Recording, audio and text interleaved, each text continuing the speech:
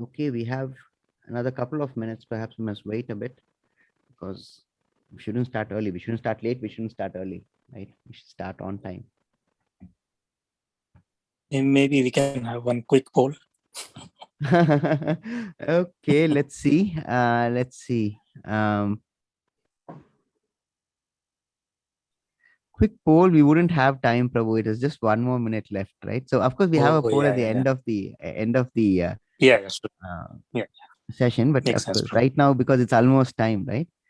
So it is. Right. Sounds good, bro. Yeah.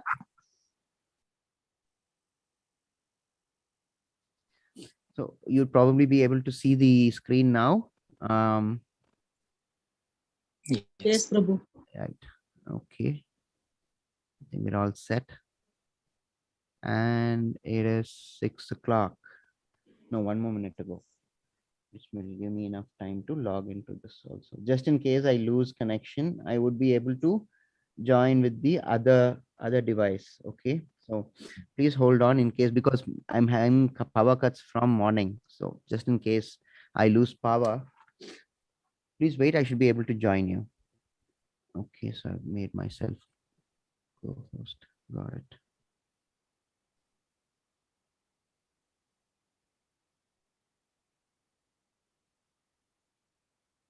Participants. See, as I've told you this before, right? As days go by, we get less and less people, right, to join. Okay, I'll just make myself co-host. Okay, done. Right, so it's 6. Yes, it's 6 o'clock. Let's commence. Today's chapter is, yes, Purushottama Yoga. That is the yoga of the Supreme Person, right? So Purusha is person, right? And Uttama is supreme. Therefore, Supreme Person, right? Can anyone identify who's in the screen right now? The deity.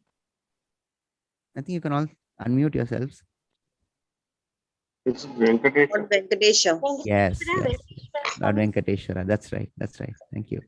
Okay, so let's commence. Now I'm going to mute you all for the time being. After class, I'll unmute you all, right? Okay, so first our obeisance, of course, to Sri Radha Govinda, the temple deities at ISKCON Mangaluru, and our pranams to our Guru, our spiritual master, Srila Prabhupada.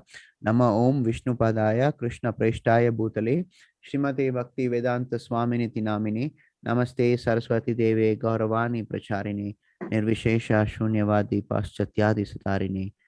Jai Shri Krishna Chaitanya Prabhu Nityananda Shri Advaita Gadadara Srivasari Gaur Bhakta Vrinda.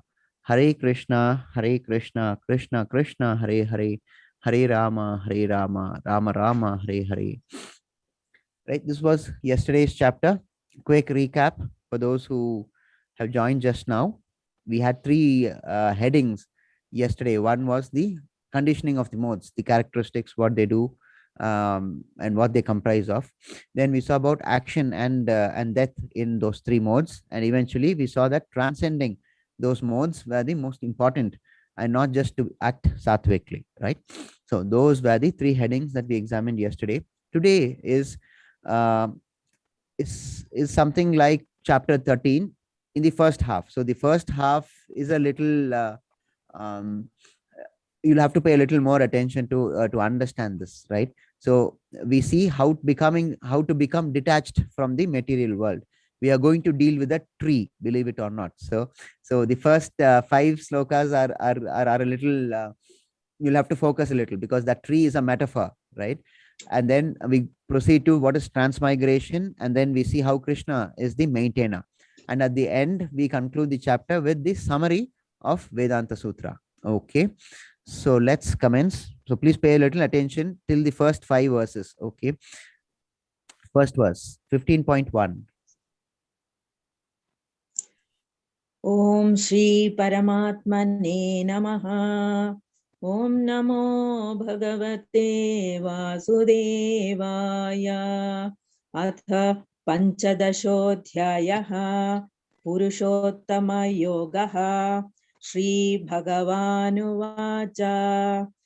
Urdhvamulamādhāśākam Ashvatham Prahuravyayam Chandamsi Yasya Parnani Yastam Veda sa Vedavet.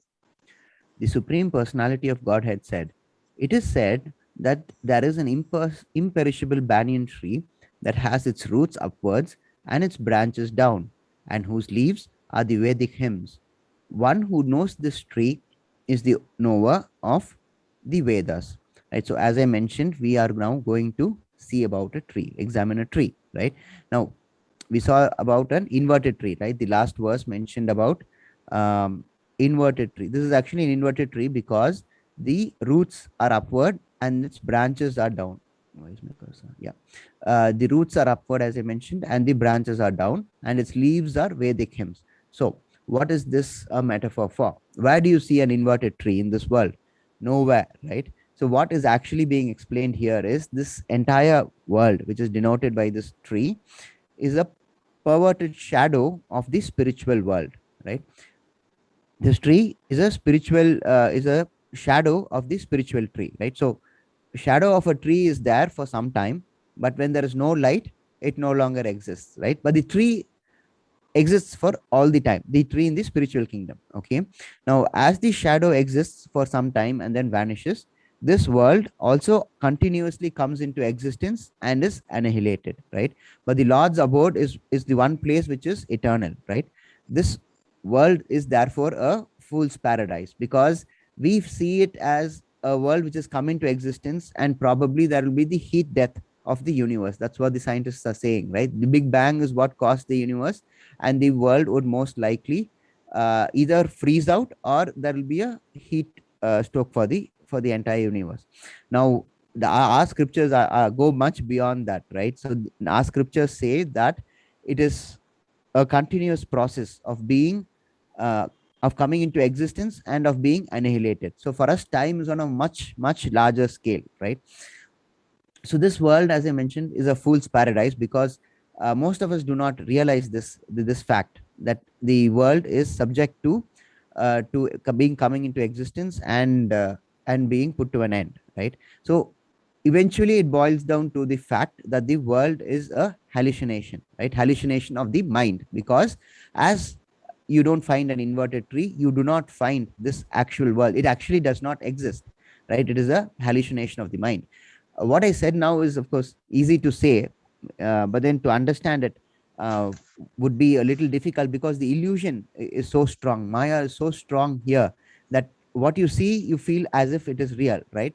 So in this world, happiness lies only in anticipation, right? Perhaps that's why John Keats said, hopefully traveling is better than arriving at the destination, right? Assume, like, for example, if you see an apple in this tree, you're a part of this tree because you are in this material world, right? So you are a part of this tree and you see an apple in this tree, right? So you take all the steps to go and get that apple, right? But when you reach the apple, what you perceive to be the apple, it is not in fact the apple, because it is only the shadow. The original tree is in the spiritual world, right? What you see here is only a shadow of that apple, right?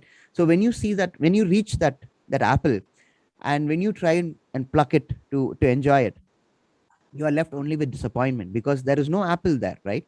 So but what happens, the mind, it makes you think that the journey that you took in order to reach that apple itself is happiness, right? So that's how the mind plays tricks with you, right? The mind always wants something or somewhere to pursue happiness, so that even if the endeavor results in utter failure, the mind derives some benefit out of it. What does Krishna say about this world? He says it is dukkhalayam asasvatam, right? Temporary world of misery. Suppose someone is dropped in an ocean.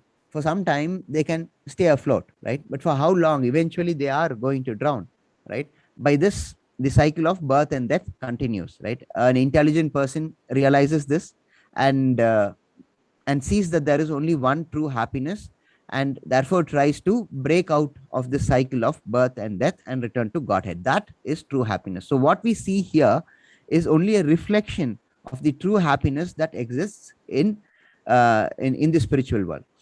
Namanishta Prabhuji gave an example to explain this sloka actually, right? So there was a boy who wanted to become a brahmachari, right? So he goes and asks his father for permission, and his father was extremely reluctant. But since the boy was very steadfast in his in his goal, his father had to give him permission, right? Though he was not happy about it, right? So one day it happens that he wants to go and meet the boy in the ashram, and the father goes, and the boy is in class, right? And so the father also sits in the class, and it so happens that it is the Bhagavatam class. So as he listens to the class, he gets more angrier by the minute, right?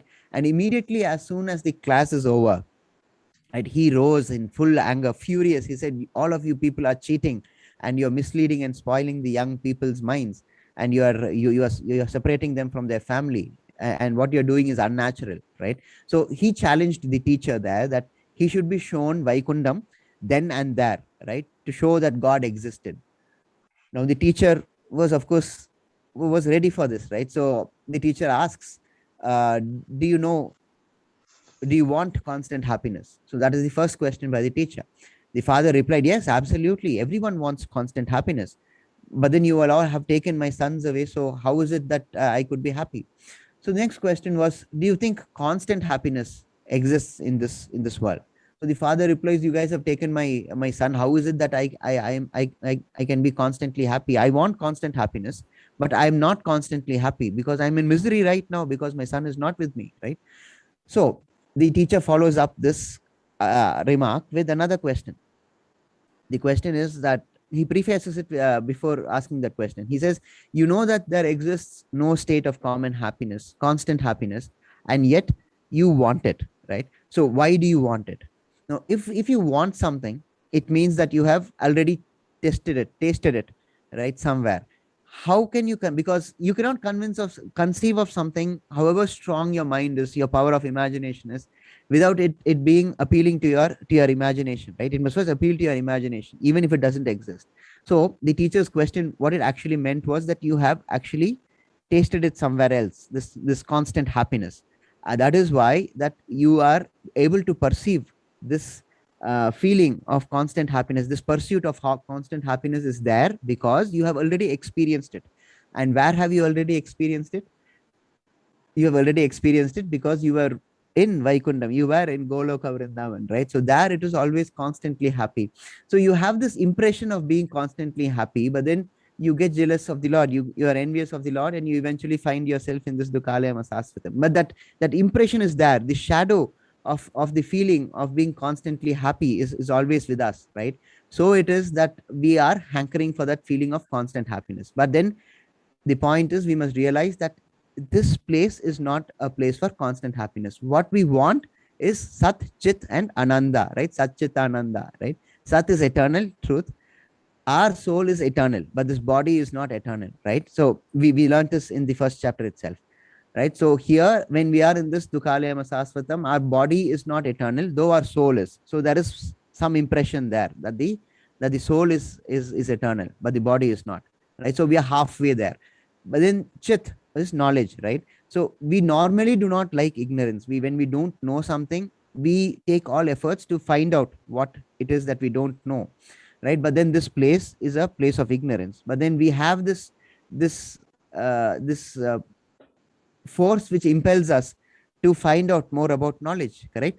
And then we are always looking for this constant happiness. Ananda is bliss, right? But then we are in a place which is full of misery, Dukhalayam, right? So all the three that we want, Sat, Chit, and Ananda is not here, right? But it is available in the spiritual world. So therefore it is that we have to break out of this construct, this artificial construct of the 7 worlds up and the 7 worlds below, and we are in the middle.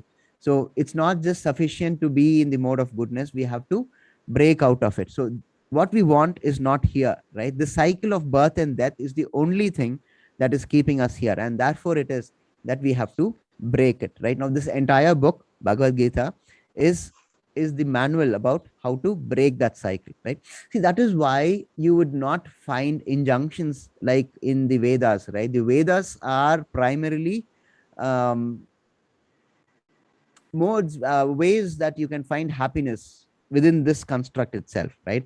But then true happiness lies in breaking out of this happiness, and for that this book tells you the way, right? So that is the difference between Vedas and Bhagavad Gita, right? So the question then arises, how did we end up in this place where none of what we want is actually available, right? Because of desire. The answer is we are here because of desire. We want to be the proprietor. We want to be the enjoyer. We want to displace Krishna as the proprietor, as the enjoyer, right? And we want to enjoy what Krishna is entitled to artificially, right? Now let's see the headings in the in the tree. You would be able to understand it a little closer, right? Let's see the headings. For example, the verse itself says, right? So these are the leaves are the Vedic hymns, right? And then there is sense gratification, impious acts, sense objects, pious acts on the other side. All this is within this tree. So these fruits here, they are economic development, which is what we are all trying to get to, right? And then see on the top here is what is liberation. And there's a person here you see with the knife.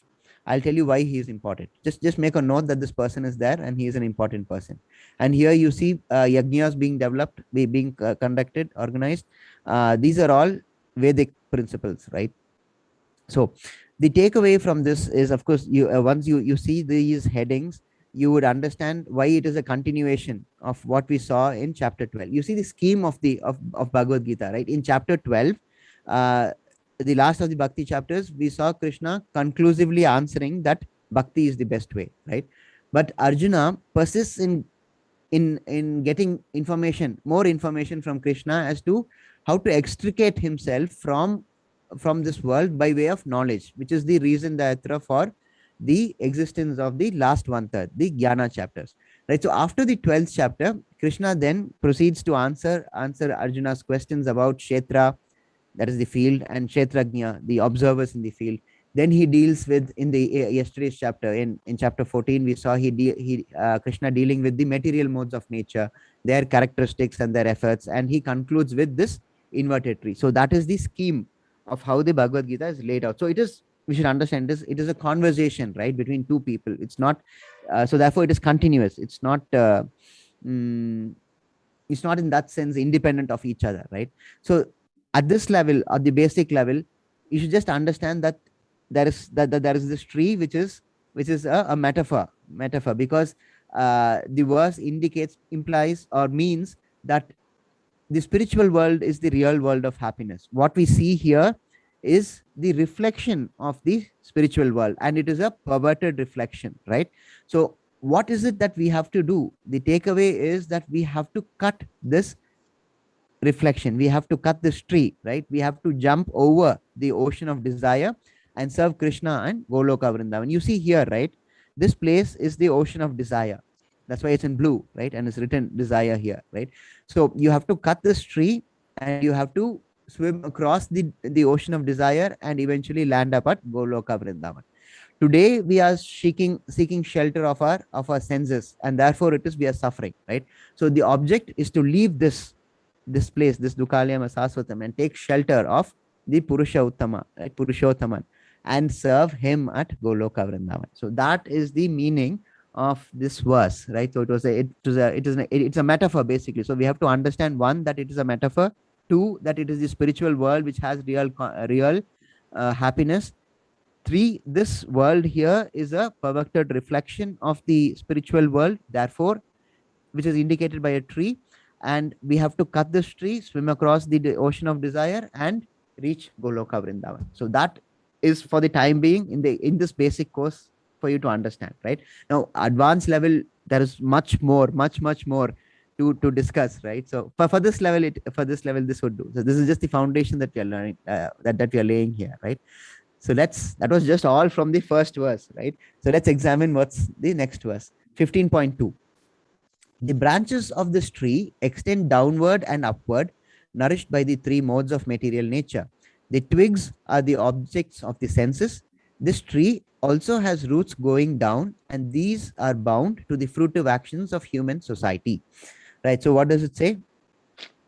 These branches, this tree, because it's an inverted tree, it extends downwards and also upwards, because the branches extend, right? So the branches are down and they extend. The roots also extend upward, right? So they are nourished by, this is important, they are nourished by what? They are nourished by the material modes of nature, okay? And the twigs of the tree, the branches, we saw it in the previous slide. Actually, we saw it here, right? The twigs are the Vedic hymns. We saw this in verse 1. We have sense gratification, economic development, sense objects here, which is what this verse says. And then we also saw about pious acts. Okay, so this verse says about the tree which has roots going down and up, and that they are bound to the fruitive actions of the human society. Okay, that's 15.2. And we proceed to 15.3 and 4. Now, what is it that we have to do? So this is the verses which indicate what it is that we have to do. The real form of this tree cannot be perceived in this world. No one can understand where it ends, where it begins, or where its foundation is. But with determination, one must cut down this tree with the weapon of detachment. So doing, one must seek that place from which, having once gone, one never returns, and there surrender to the Supreme Personality of Godhead, from whom everything has begun, and in whom everything is abiding since time immemorial. So, two things that you have to take away from this, right? One is that you have to cut this tree. And how do you go about cutting this? You have to cut it with this, which is underlined here, right? With determination. With determination, and one must cut down this tree with the weapon of detachment. So you must be determined to cut this tree.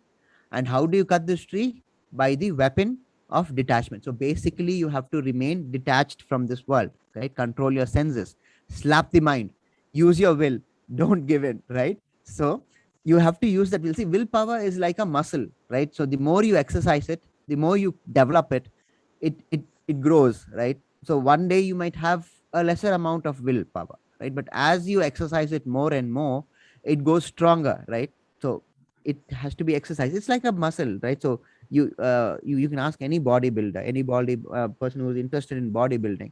You have to keep exercising. What is the phrase they use? Use it or lose it, right? So that is very common in the gym. So willpower is not very different. You have to keep using it, otherwise you lose it, right? So determination is what is important. You have to cut down this tree, right? So that is the understanding here in this verse.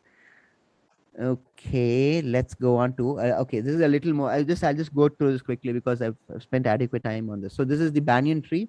The material world is a perverted reflection of the spiritual, right? Now, number one here is the reflection of, so this is the you see the spiritual tree here, right? So this is the tree in the spiritual world which is reflected here in the material world.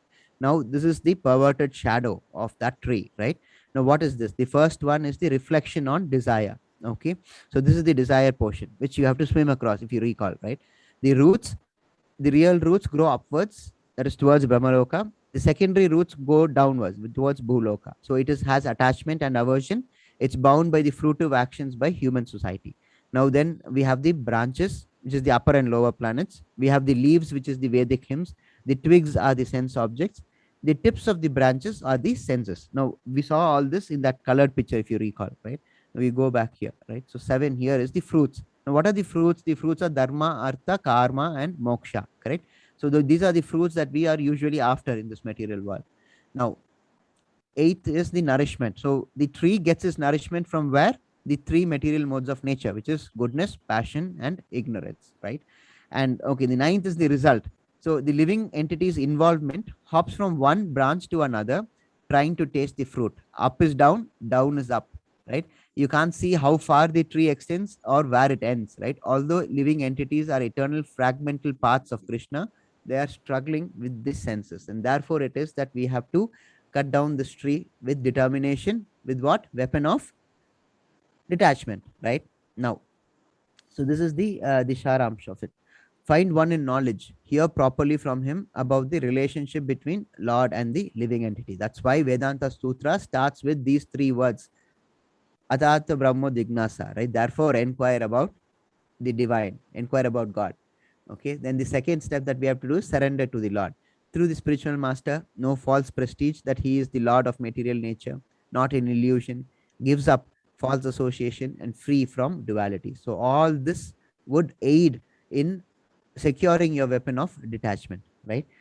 Right, that is the completion of one metaphor, right? So that is one portion of the chapter. Now we come across the next metaphor, right? Now this chapter is full of metaphors, okay? But this is a popular one, right?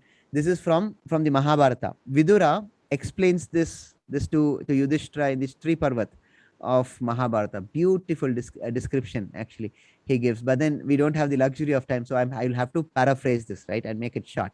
Now you see this person here in the middle here, this person here, that person who's hanging to the tree, that person is us, right?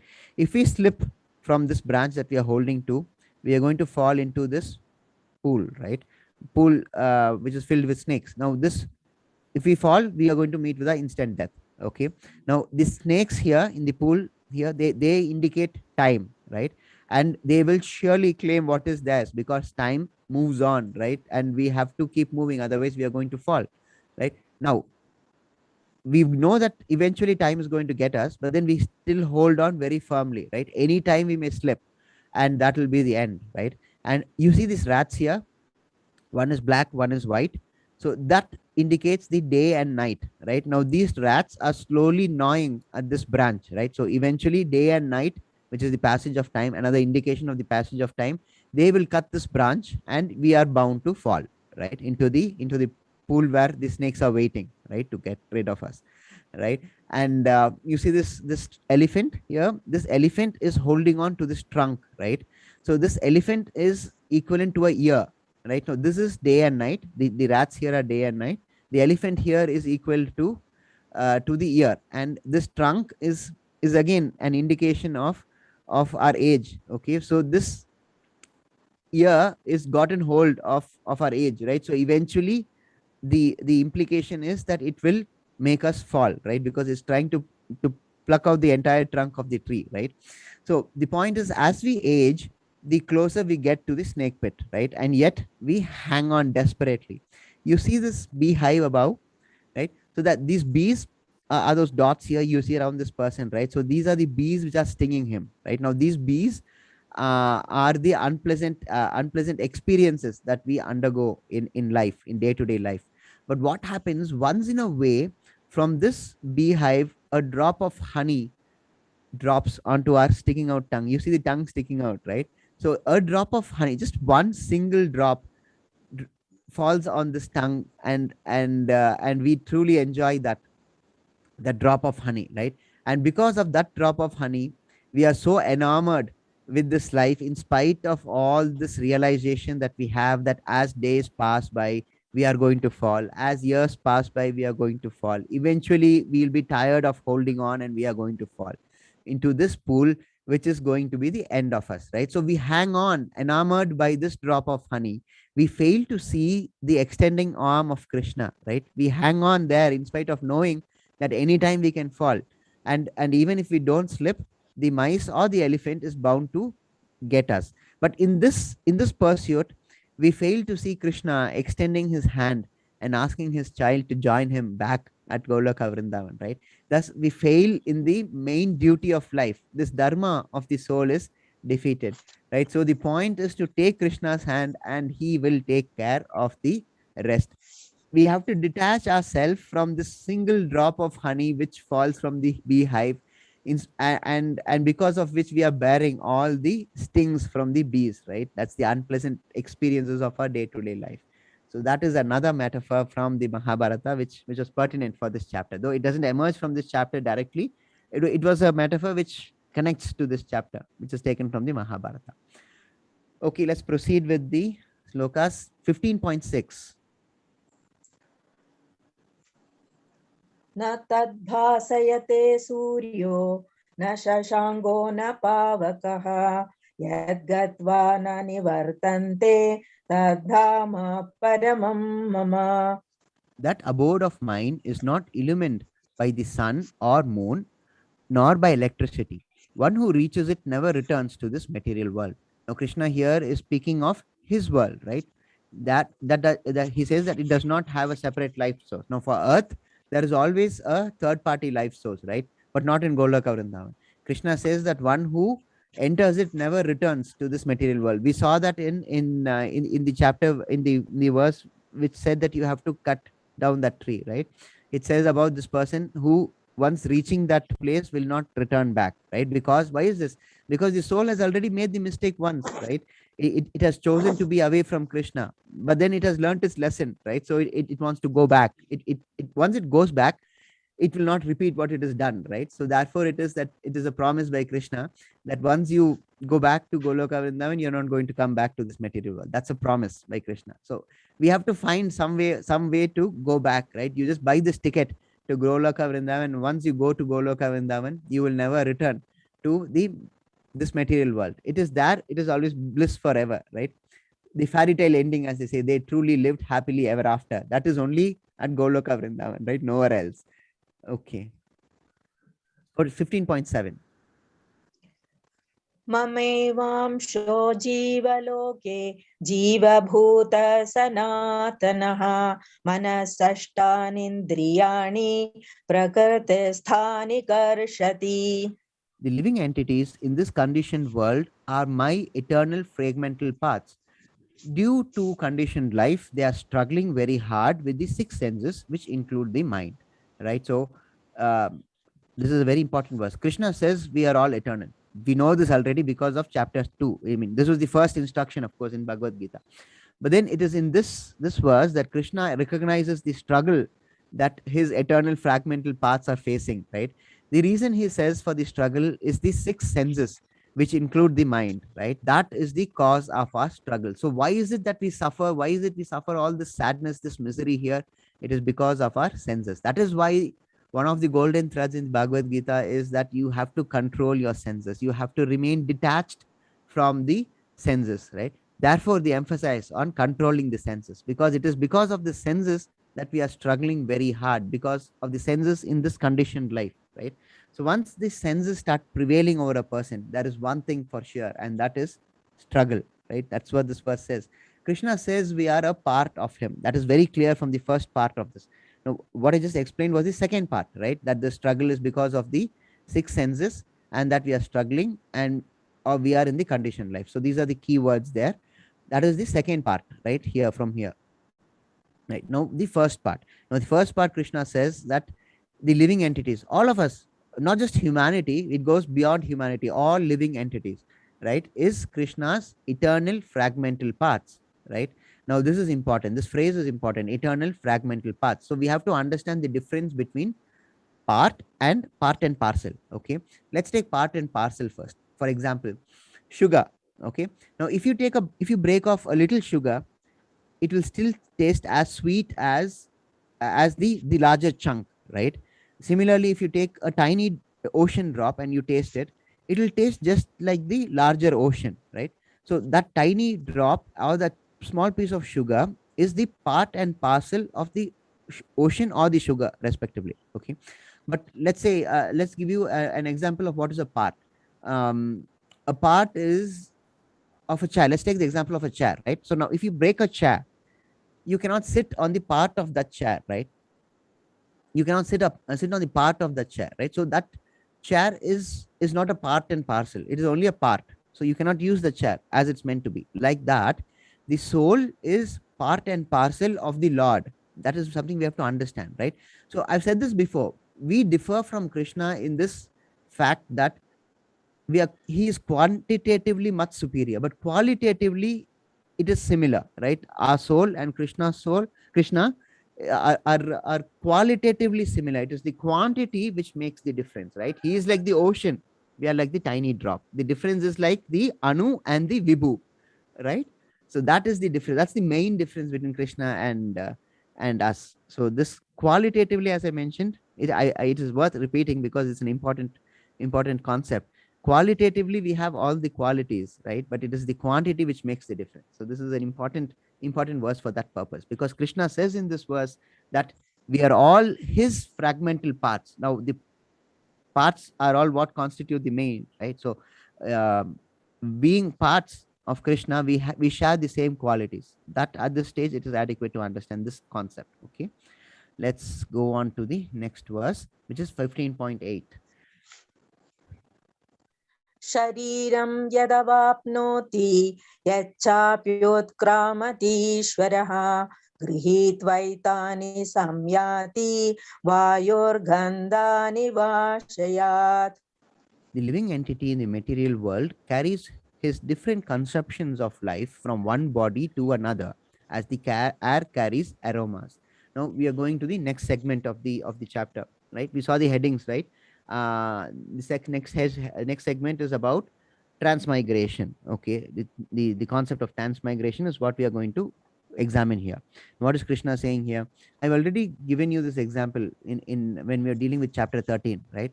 Air by itself, it doesn't have any inherent quality. It doesn't have, it is only affected by the circumstances. The example I gave was that if it passes through a rose garden, it has a pleasant fragrance, right? Similarly, if it passes through a dirty place, it stinks, right? Similarly, so is the case with the soul, right? The soul is affected by the karma that the body gathers, right? That is why in order to better serve the soul, the body has to cooperate with the soul and try and get good karma. Eventually, once when the equations are balanced, then the focus is on akarma, right? So it is that we should be careful of what we do. Think before you do something, because burning bad karma is not easy. And in this yuga, chanting is the recommended way to burn bad karma, right? We have seen lessons in this course itself, right? In this 18 days course on what is to be done from gathering karma. Surrender the work to God, sacrifice the result for God, and no karma will ever touch you, right? That is what is akarma, right? Now, if you don't serve Krishna, then we become servants of the senses, and that leads to a lot of trouble, right? So Krishna says here in this verse that the living entity in the material world carries different conceptions, right? So we carry the soul through its subtle body, it carries different conceptions, right? And these conceptions are carried forward from one life to another, right? And how is it carried forward? From one body to another, right? So these are all the keywords, right? So we carry different conceptions. We means here the soul through the subtle body, it carries different conceptions of life, and these are carried forward from one body to another, right? So what determines the body that we have or the body that we are going to get, right? Now that we'll examine in the next few slides. 15.9, the living entity thus takes another gross body, obtains a certain type of ear, tongue, and nose, and sense of touch, which are grouped about the mind. He thus enjoys a particular set of sense objects. Now, Krishna is explaining here what is the basis on which your body is getting ready. Okay, supposing you take on another gross body, as is mentioned here, right? What does it depend upon? It depends upon your desire in the present life. So depending on this desire here, you take certain type of ear, tongue, nose, and sense of touch, right? Now all these are linked to where? The mind, right? Now because of this combination of things, you enjoy a particular set of sense objects whereby you satisfy that desire. See, eventually why are we here? Because we have this desire that we want to get satisfied. So Krishna enables the satisfaction of those desires, right? Now I'm going to show you a small video, right? Because here what it says is that you are going to get the body based on the desires that you have at present, right? Let's see the kind of forms that can develop. Okay, I hope this plays. Oh, there's a problem here. Let's see.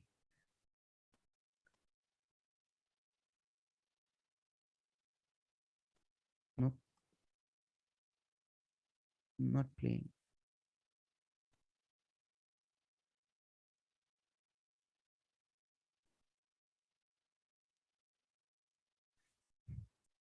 I think I have to stop sharing and then get back. Just give me a moment.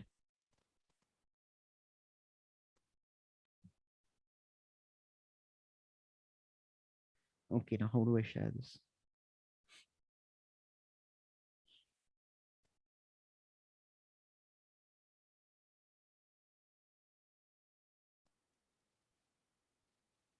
Okay, I hope this works now.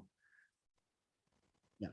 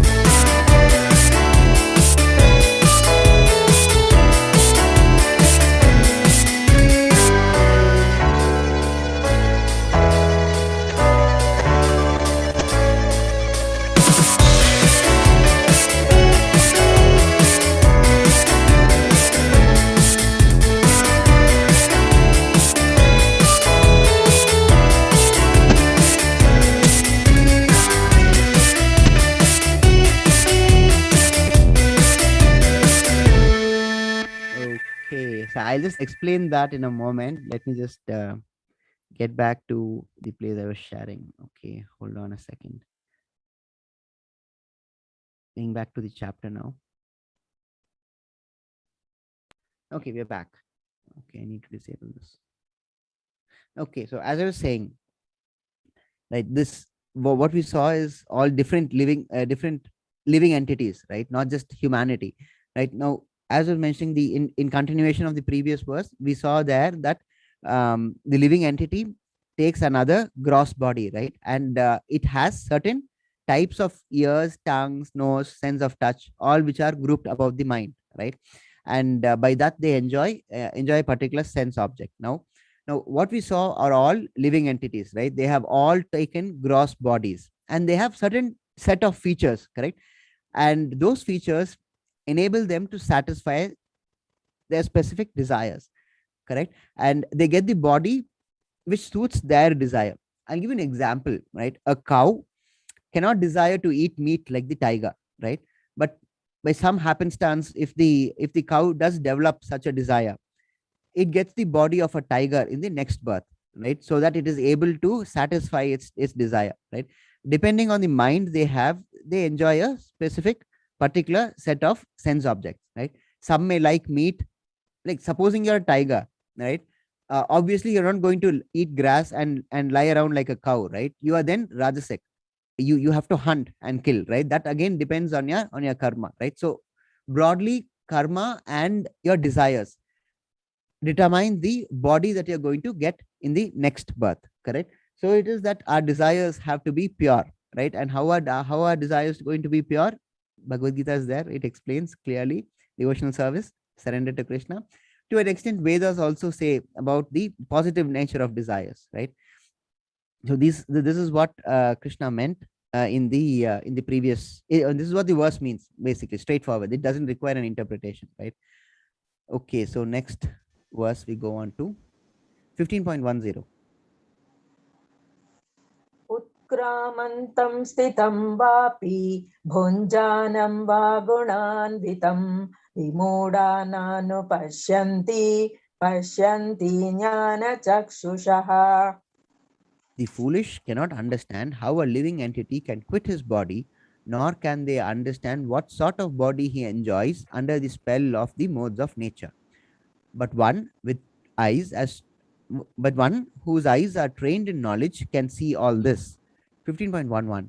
The endeavoring transcendentalist who is situated in self-realization can see all this clearly, but those who are not situated in self-realization cannot see what is taking place, though they may try to. Now, these two verses are on the importance of knowledge, right?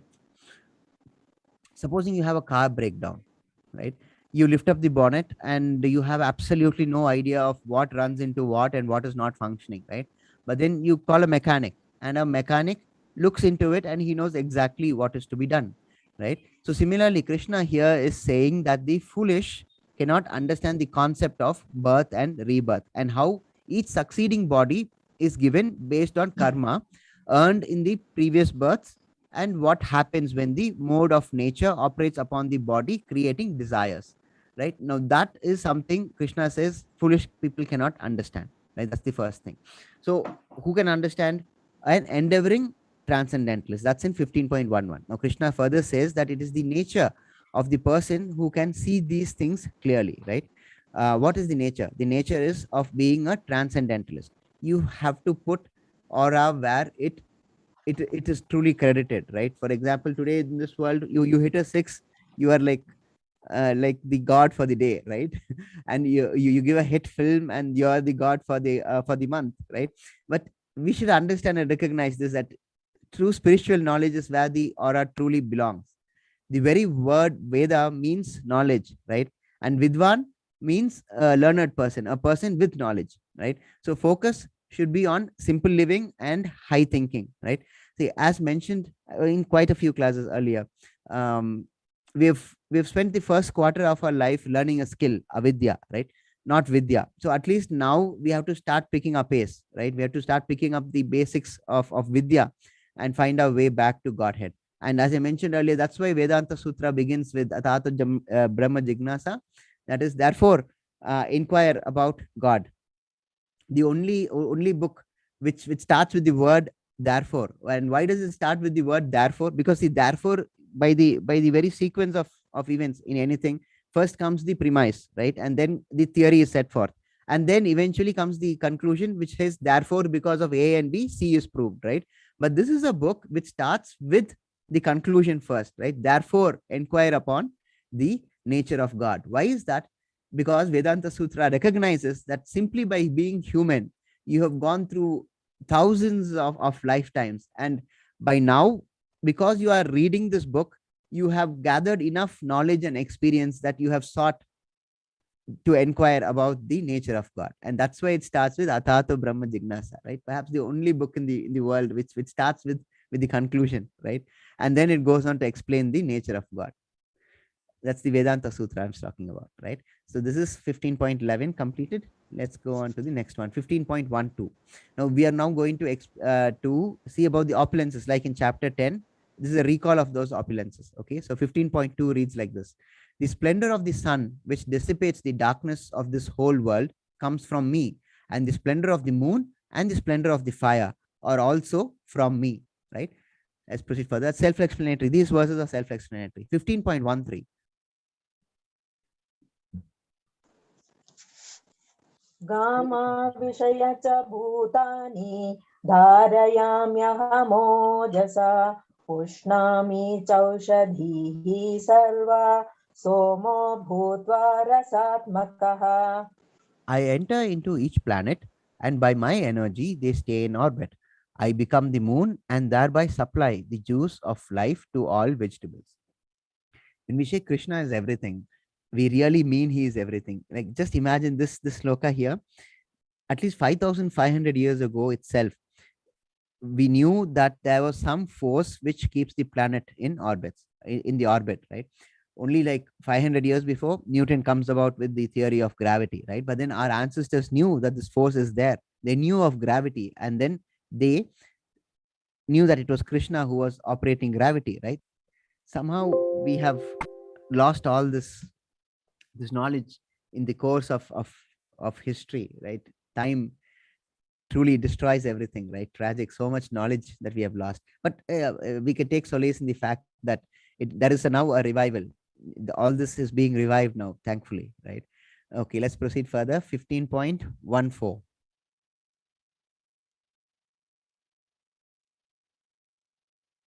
Hare Krishna, Sulochana Mataji. Aham Vaishvanaro Bhutva Praninam Dehamashritaha Prana Prana Samayuktaha Panchamyannam Chaturvidham. I am the fire of digestion in each living body, and am the air of life, outgoing and incoming, by which I digest the 4 kinds of foodstuff, right? So these verses pertain to the opulences of the Lord. It's just an echo of what we saw in chapter 10, correct? So let's proceed further. These are all self-explanatory, so I'm not going to spend much time on these verses. Okay, 15.15. Sarvasya chaham hridhi sannivishto matta smritir jnanam apohanam cha vedaischa sarverahameva vedyo vedanta krit veda vedeva chaham. Very beautiful, very nice, very nice. I am seated in everyone's heart, and from me comes remembrance, knowledge, and forgetfulness. By all the Vedas am I to be known. Indeed, I am the compiler of Vedanta, and I am the knower of the Vedas.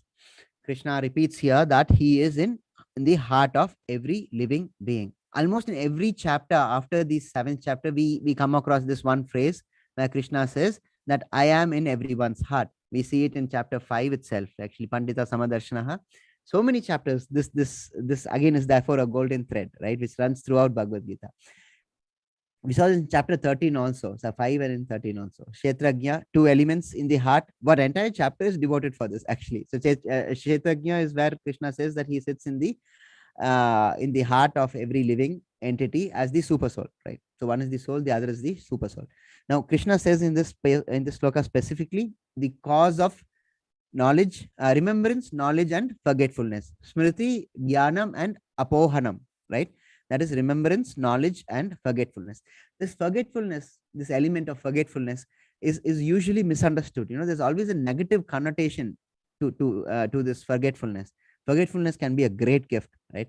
Imagine what would happen if we were to recall all our previous lives, right? What is it called? Jatismara. There is a person who can recall previous lives is called a Jatismara, right? That is mostly a curse, actually. It's very seldom it is seldom a gift, right? Because forgetfulness, imagine imagine if you are able to recall all your previous lives, right? We'll certainly go mad. So many lives, so many deaths, so many bad memories, very few good ones, right? Happiness, distress. I mean, today, if I say something harsh to my spouse in anger, then I would regret having said those words to her, right? But as time passes by, we tend to forget, right? And that forgetfulness brings peace, right? That is why they say, like, time heals everything. Time by itself does not heal everything. As time goes by, we start forgetting, correct? That forgetfulness is what takes the edge of that particular hurtful memory, correct?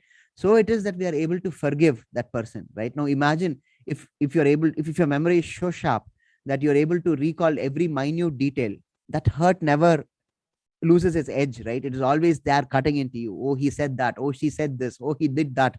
How bad of him it is. So much injustice has happened. So that forgetfulness is what makes life livable, right?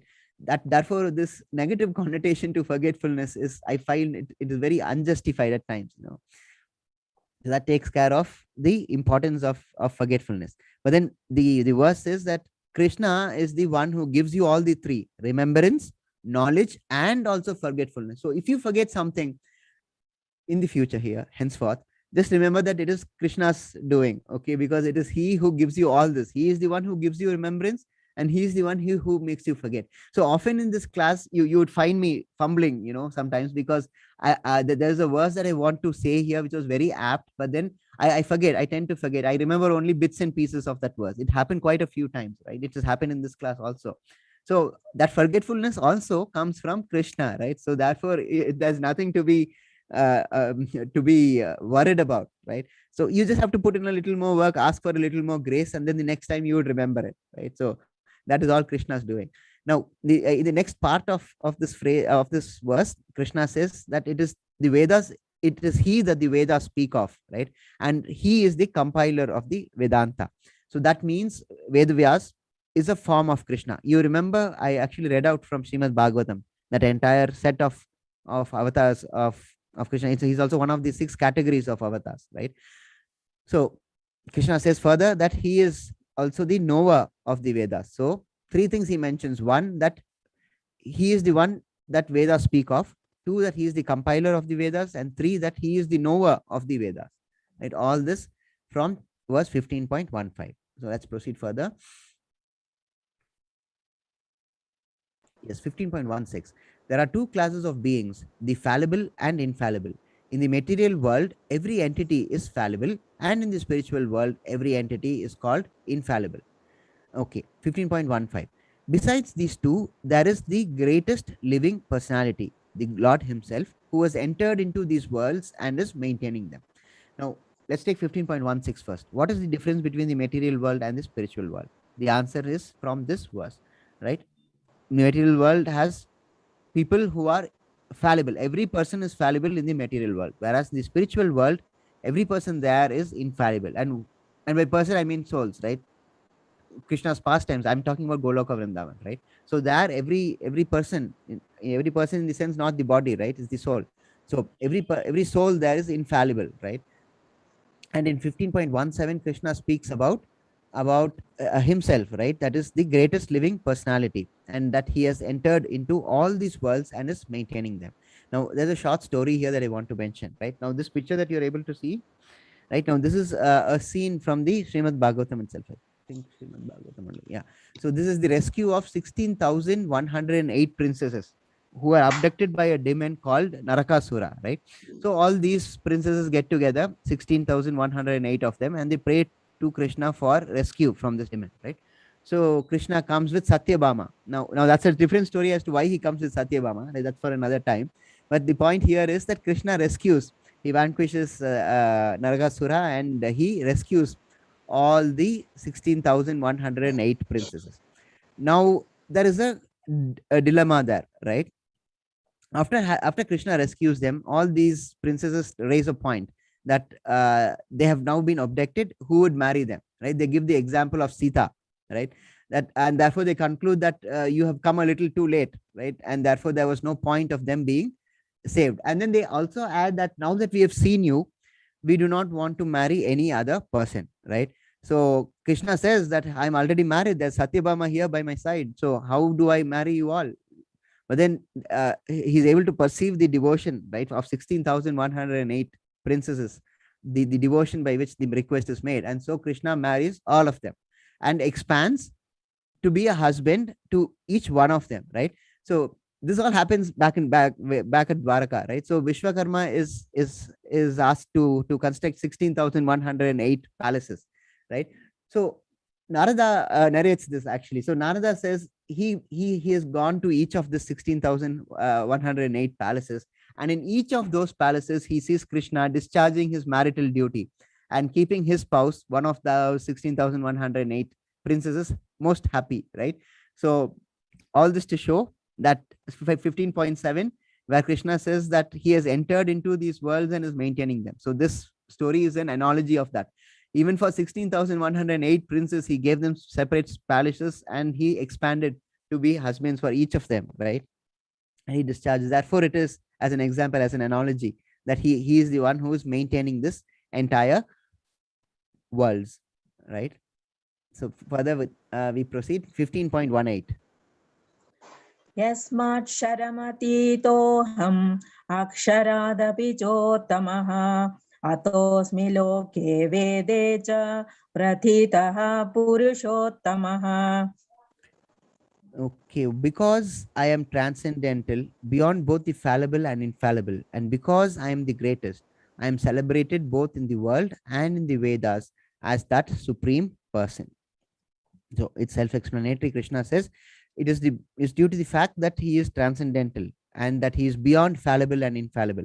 And because it is that he is the greatest, that he is celebrated in both the worlds and in the Vedas as the supreme person, right? So as I mentioned, all these are the creations of Krishna. Therefore, he is beyond, of course, all his creation. I've given you examples of the president of India. I've given you examples of a king who visits a jail, right? They are all beyond their own creations, right? So therefore, it is that Krishna explains his own greatness here. Again, a call out to chapter 10, his opulences, right? We proceed further. Right here, this is a slide where we see the demigods, Brahma, Shiva, offering prayers at Vaikuntham, right? And there's quite a few problems with this because we have not read the Vedas, right? We have not read the Puranas. Now, this is a place where Shiva, here we see Brahma praying to Lord Vishnu, right? And Shiva here, this is a slide out of Srimad Bhagavatam, right? Canto 8, 8th canto, this happens. Aradhanam Sarvesham, Vishnu Aradhanam Param. Tasmat Paratram Devi Tadyanam Samarchanam, right? So Shiva is explaining to Goddess Parvati. He says, my dear Devi, the Vedas enlist a lot of different kinds of worship of demigods, but the worship of Vishnu is the topmost. That's what Aradhanam Sarvesam. Of all the worships, Vishnu Aradhanam Param. The worship of Vishnu is the highest, right? However, the verse goes on further. Tasmat Paratram Devi Tadyanam Samarchanam. However, above the worship of Lord Vishnu is rendering service to Vaishnavas who are related to Lord Vishnu, right? So therefore, Lord Shiva is explaining that Vishnu worship is the highest, but even higher than that is the worship of the Vaishnavas who are all related to Lord Vishnu. So therefore, the devotion is given such high value and importance in all the scriptures, right? And in Srimad Bhagavatam also, I think it is said about Shiva that he is the prime Vaishnava. Vaishnava Nam Yato Sambho, right? So Lord Shiva is the prime Vaishnava. Now, we've seen earlier, right? We've seen what Brahma says in the Brahma Samhita, the very first verse.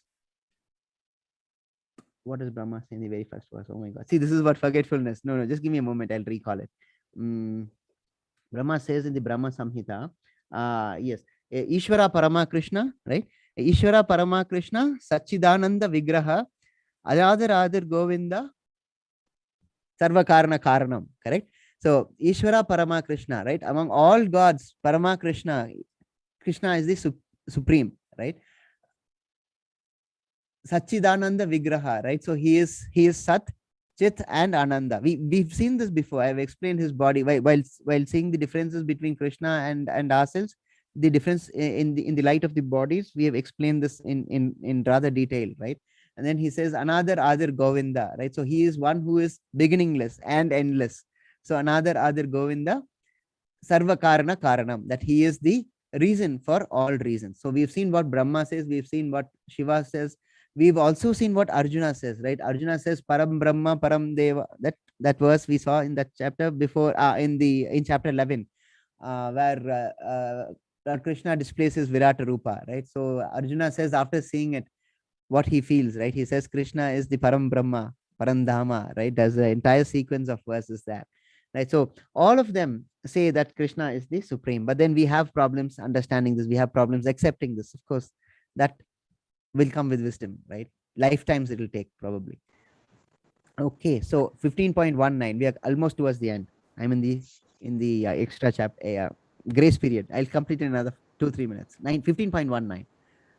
यो मामेव सम्मूढो जानाति पुरुषोत्तमं स सर्ववेद् भजति मां सर्वभावेन Bharat. Whoever knows me as the Supreme Personality of Godhead without doubting is to be understood as the knower of everything, and he therefore engages himself in full devotion, O son of Bharata. So two important things emerge out of this, right? One is without doubting, which is underlined here, right? So without doubting, right? And what is the last one? Full devotional service. We have seen this over and over again, correct? Just believe and follow and render devotional service. And see, doubt, the problem with doubt is it erodes faith, right? So I mean, I'll put it slightly differently, right? You should have faith.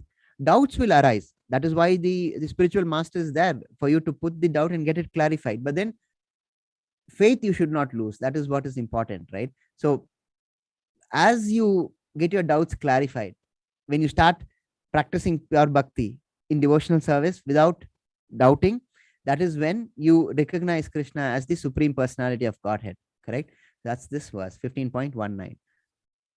And the concluding verse for the chapter, 15.20. This is the most confidential part of the Vedic scriptures, O sinless one, and it is now disclosed to you by me. Whoever understands this will become wise, and his endeavors will know perfection. We saw this earlier, right? Guhyat, Guhyataram, and Guhyatamam. Now, this verse is in continuation of the previous verse. And what was the previous verse we saw? We saw two important elements, right? Without doubting and in full devotional service. So these are the most confidential part of the Vedic scriptures, right? So that is what Krishna is saying here. This is something which is not easily understood. See, that is the basic problem with it. That's why Krishna says this is the most confidential. It's confidential because it is revealed only to those who have the capability of understanding. In fact, in the 18th chapter, there is a verse which says that you should not give this message to people who do not have the wisdom, the maturity to understand this, who are non-believers. You're not supposed to give this wisdom, this knowledge at all, right? Because they'll poo-poo it, right? They don't believe in it. So what's the point of telling them, right? It only, even it says, the verse says that it begets sin, actually, if you give such wisdom to a person who don't believe, right? Because without belief, this knowledge is useless, right? And when there's so much value in this knowledge, how can you even ascribe this element of uselessness to it? So that is the conclusion of this chapter, just 7.3. So just under the grace period. So let's just quickly rehash what we studied. First, we started off with this banyan tree, right? Banyan tree or a people tree, how you take it, right? So the object there was to cut that tree, right? And how do you cut it? With determination and with the weapon of detachment, right? And then we saw about transmigration, how a body is determined in the next life. And then we saw how Krishna as a maintainer takes care of all that there is, right? This is a call out to chapter 10, where we saw the opulences, right?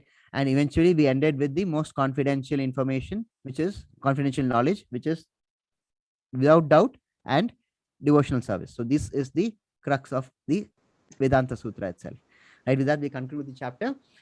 Our pranams as Iti- usual with to our gurus. Om Angyana Timirandasya Gyananjana Salakya Chakshur Melitamyena Tasmaya Shri Guruve Namaha. Mancha Kalpatarubhyascha Kripa Sindhubhevacha Patitanam Pabanebhyo Vaishnavebhyo Namo Namaha. Please stand by for, I mean, we'll have the Ashtakam, but before the question and answer session, please give me about 10 to 15 minutes. I wanted to speak about Ekadasi and its importance. Right, as I mentioned it earlier, right?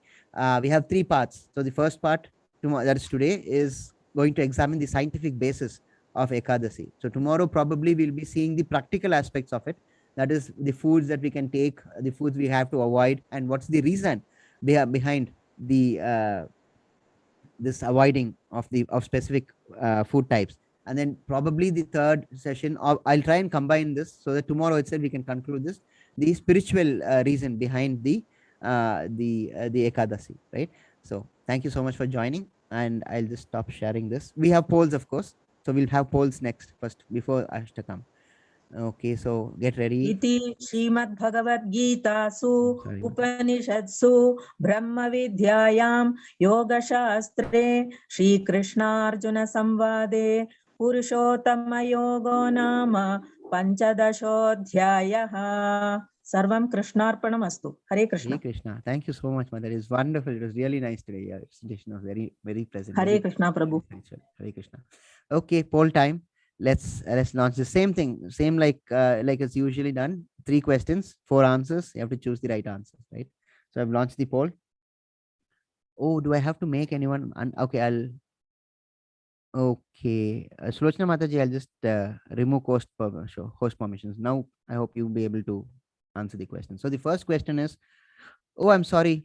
We are the wrong chapter. This is chapter 16, right? I'm so sorry. So I don't know how this came up. Sorry, I'll just relaunch it. We are in chapter 15. My cursor slipped. Okay, here it is. Okay, I'm relaunching it. Anybody else? I have to, no, nobody else, right? Purnima Mataji, okay, you're on co-host. Is it somehow you've been disconnected? Okay, anyway, I'll launch the poll now, so you can all answer the poll. So 3 questions. From where does the inverted banyan tree get its nourishment? From the lower parts of the tree, from the 3 modes of material nature, both A and B, none of these. Okay, and then fill in the blanks. With dash should one cut off this tree with the weapon of dash? Okay, the options are determination and detachment, personality and determination, connection and science, knowledge and reality. 3. From dash comes remembrance, knowledge and forgetfulness. Vedas within Supreme Personality of Godhead, karma. Okay, so we have 82 in attendance. So far, 20% have completed voting.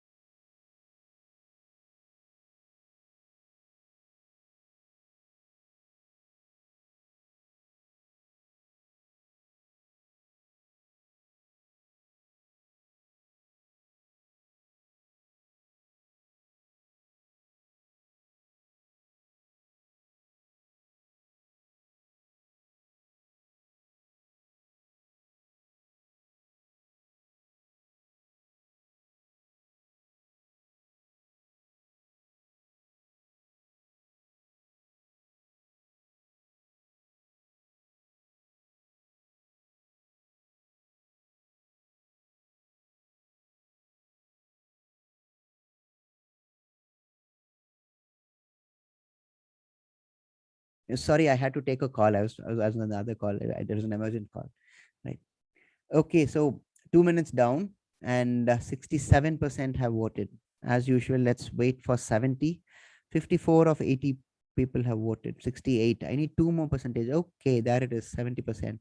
Okay, I'll give you another 15 seconds and then we can wind up the poll. Usually it goes on for 3 minutes, but we have less number of participants today. So 73, 58 of 79 people have voted. I always wonder about the balance. There are usually about 20 or 25 people who don't vote. Who don't participate. I wonder why. You just have to click on the or probably they have technical difficulties. I don't know. Let's see. Okay, another 10 seconds and I'll complete the poll. We shall round it up to 3 minutes. 77%. Okay, it's better than the usual days, other days. Okay, so I'm ending poll. Okay, end poll. Okay, I'm sharing results now. Okay, so these are the results. Okay, so the first question was, from where does the inverted banyan tree get its nourishment? Now the correct answer is from the 3 modes of material nature, right? We saw this in the verse itself, right? The verse itself says that the nourishment is derived from the 3 modes of material nature. I think it's in the second verse itself. Okay, so it's not from the lower parts of the tree. Okay, so that's more of a botanical approach to it. Okay, so it is from the 3 modes of material nature. So that's the first question. Now the second question is, 98% have got it right. Wonderful. This is except for that one person. I don't know why he or she has got it wrong, but 98 is an extremely good percentage. Wonderful. Fill in the blanks with dash should one cut off this tree, and with the weapon of dash. So with determination and detachment. Okay, that's the right answer. Now the third question is, from dash comes remembrance, knowledge, and forgetfulness.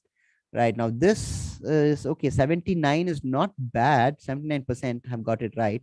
But then I thought that was quite clear, right? I was explaining so much about forgetfulness, and then I mentioned remembrance, knowledge, and forgetfulness comes all from the Supreme Personality of Godhead, right? If you remember my explanation just about 10 minutes ago, right? So it's definitely not from the Vedas. It's definitely not within, right? It's definitely not from within, and not from karma either, right? So okay, the majority have got it right, which is satisfactory. But I'm very happy with this answer. 98% have got it right. So that is the result of today's poll. Okay, so with that we proceed to the next segment. Usually now it is Ashtakam, right? Yeah. Okay, so Ashtakam is by Mataji. Whom should I make co-host? Sulochana Mataji is there. Let me make her co-host first. Sulochana Mataji and Purnima Mataji. Make co-host. Yes. Sulochana Mataji, you can unmute yourself. Yes, sir. Shweta will be doing the Ashtakam. Okay, so I have to search for Shweta Mataji, right? Okay, Purnima Shweta, Mataji. please raise your hand. Yeah, Shweta Vishwanathan Mataji is here, right? I've found her. Okay, I've made you co-host, Mataji. Please carry on. If you can give me the link, I can share the screen. If you can send me the link, or you can post it in the chat box, I can share the screen, or you can tell me what it is that you're planning to sing, and I can bring it up on the screen. Hare Krishna. Hare Krishna.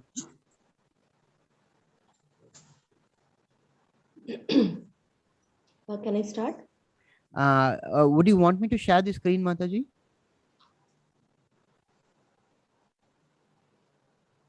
Can you tell me the what it is that you're going to sing? The first few lines of the lyric. Govinda Gopala. Govinda Gopala. Is this an Ashtakam? No, it's not an Ashtakam. It's a song. Govinda Gopala. Okay, let me just see if I've got the right one. Just give me a moment.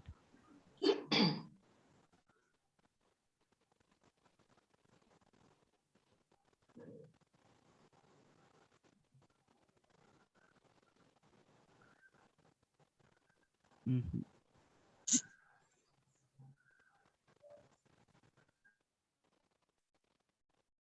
So this is Govinda Jai Govinda Gopala Manmohana Shyam.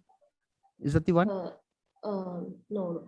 Actually, Can you tell me a few more words apart from Govinda Gopala? How else does it go?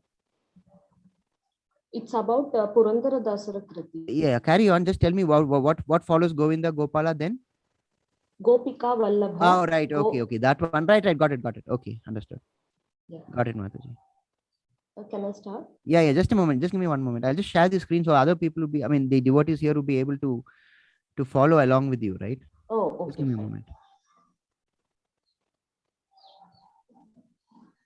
Okay, so I think we have to make do with this. Just give me one moment.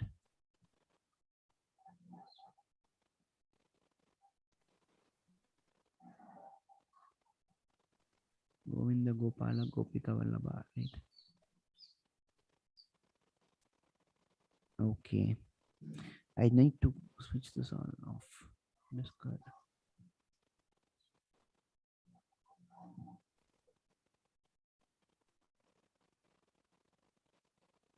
Yes, Mataji, ready. You can go ahead now.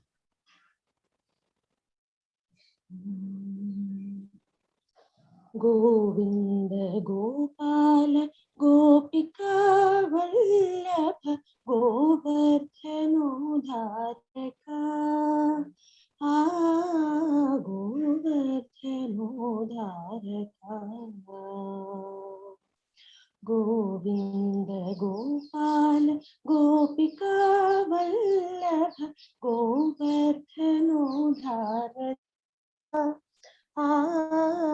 गोवर्धनोद्धारका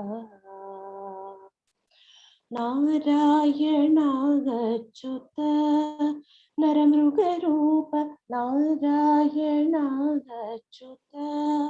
नरमृगरूप Shripati Shauri Hari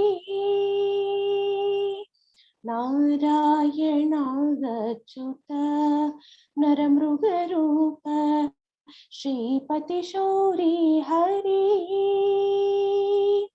वारेजोद्भव वन्द्य वन्दित चरित्र वारेजोद्भव वन्द्य वन्दित चरित्र पुरमर्दना मित्र परम पवित्र गोविन्द गोपाल गोपिका वल्लभ गोवर्धनोद्धारका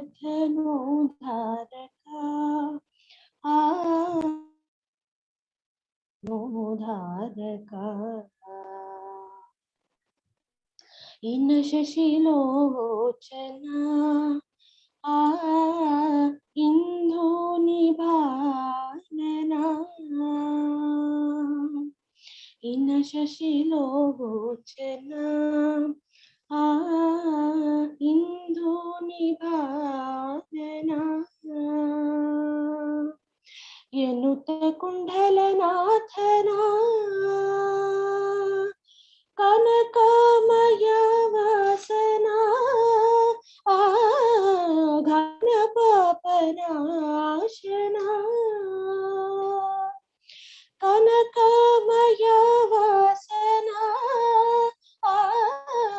गणपापनाशना यनुत कुंडलनाथ वेणुनाथ हयवदन यनुत कुंडलनाथ वेणुनाथ हयवदन गोविंद गोपाल गोपिका वल्लभ गोवर्धनोद्धारका गोवर्धनोद्धारका गोविंद गोपाल गोपिका Vallabh गोवर्धनोद्धारका गोवर्धनोद्धारका गोवर्धनोद्धारका गोवर्धनोद्धारका Radhe Krishna. Thank you so much, Mataji. Thank you. Hare Krishna. Okay, so Ekadasi, let's examine the scientific basis of Ekadasi. But first of all, let's establish a sort of a baseline, right? Let's see what exactly and how much is known by the class here. Okay, so let me just get this set up. Just give me a moment.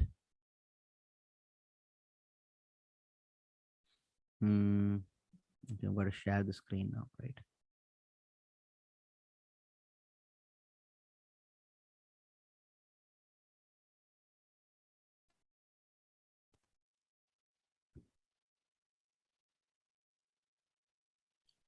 Okay, can anyone confirm by video and audio again, please?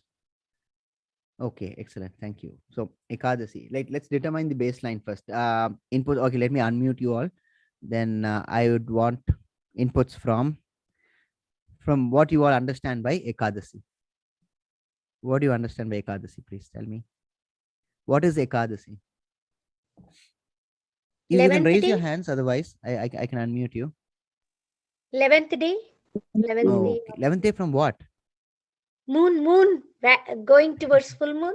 Yes. From yes. the Amavasya Only and full from moon. the Oh, only full moon. 11th day from either No, new moon day or full moon day. Yes, yes. New moon Either or the full moon. waxing or the waning moon, right?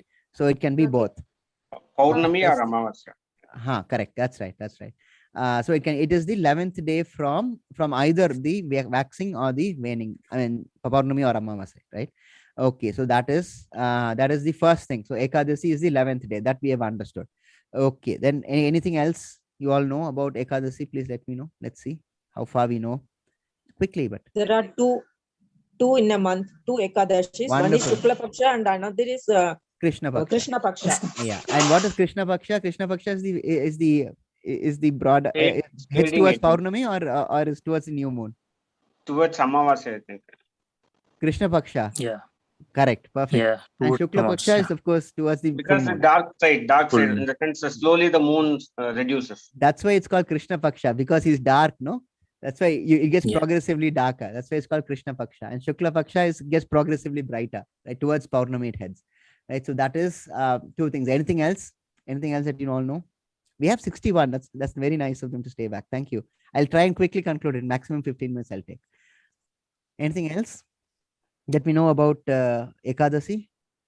We know There that are we have 24 yes. Ekadashis in a because year. there are 2 in the month, you multiply it by 12, it becomes 24, right?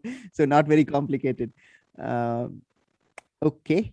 Anything else? Worship of Hari Narayana on Ekadasi? Yes. So does anyone know what it is? It is called. Apart from Ekadasi, it has other names also. It's also called as Hari Vasara, and it's also called as Madhav Tithi, right? So Hari Vasara, as it was pointed out just now, is that it is the day of Hari. Okay, so that's why it's called Hari Vasara, right? And it's called Madhav Tithi. What is Tithi? Tithi means auspicious time. And Madhav, we know, is of course Krishna, right? So as it was mentioned in class, we have 2 Ekadasis in a month and we have 24 in a year. Man, that's quite obvious, right? 12 into 2 is 24. Now, Ekadasi Upvas, right? Upvas has many meanings, right? Multifold layers. So before we go into it, into the layers, we are just going to cover 2 of them, right? The first meaning, there are 2 meanings, right? So one is the external meaning, which is always the meaning which is apparent to us. The other one is the internal meaning, right? So let's examine what's the external meaning first. External meaning of Ekadasi. Ekadasi, as it was pointed out, is the 11th day, correct? And Upvas, of course, means to fast. So Eka is 1, Dasi is 10. So put those together, it becomes 11. So it's the 11th day, Ekadasi. And Dasi is Ekadasi, right?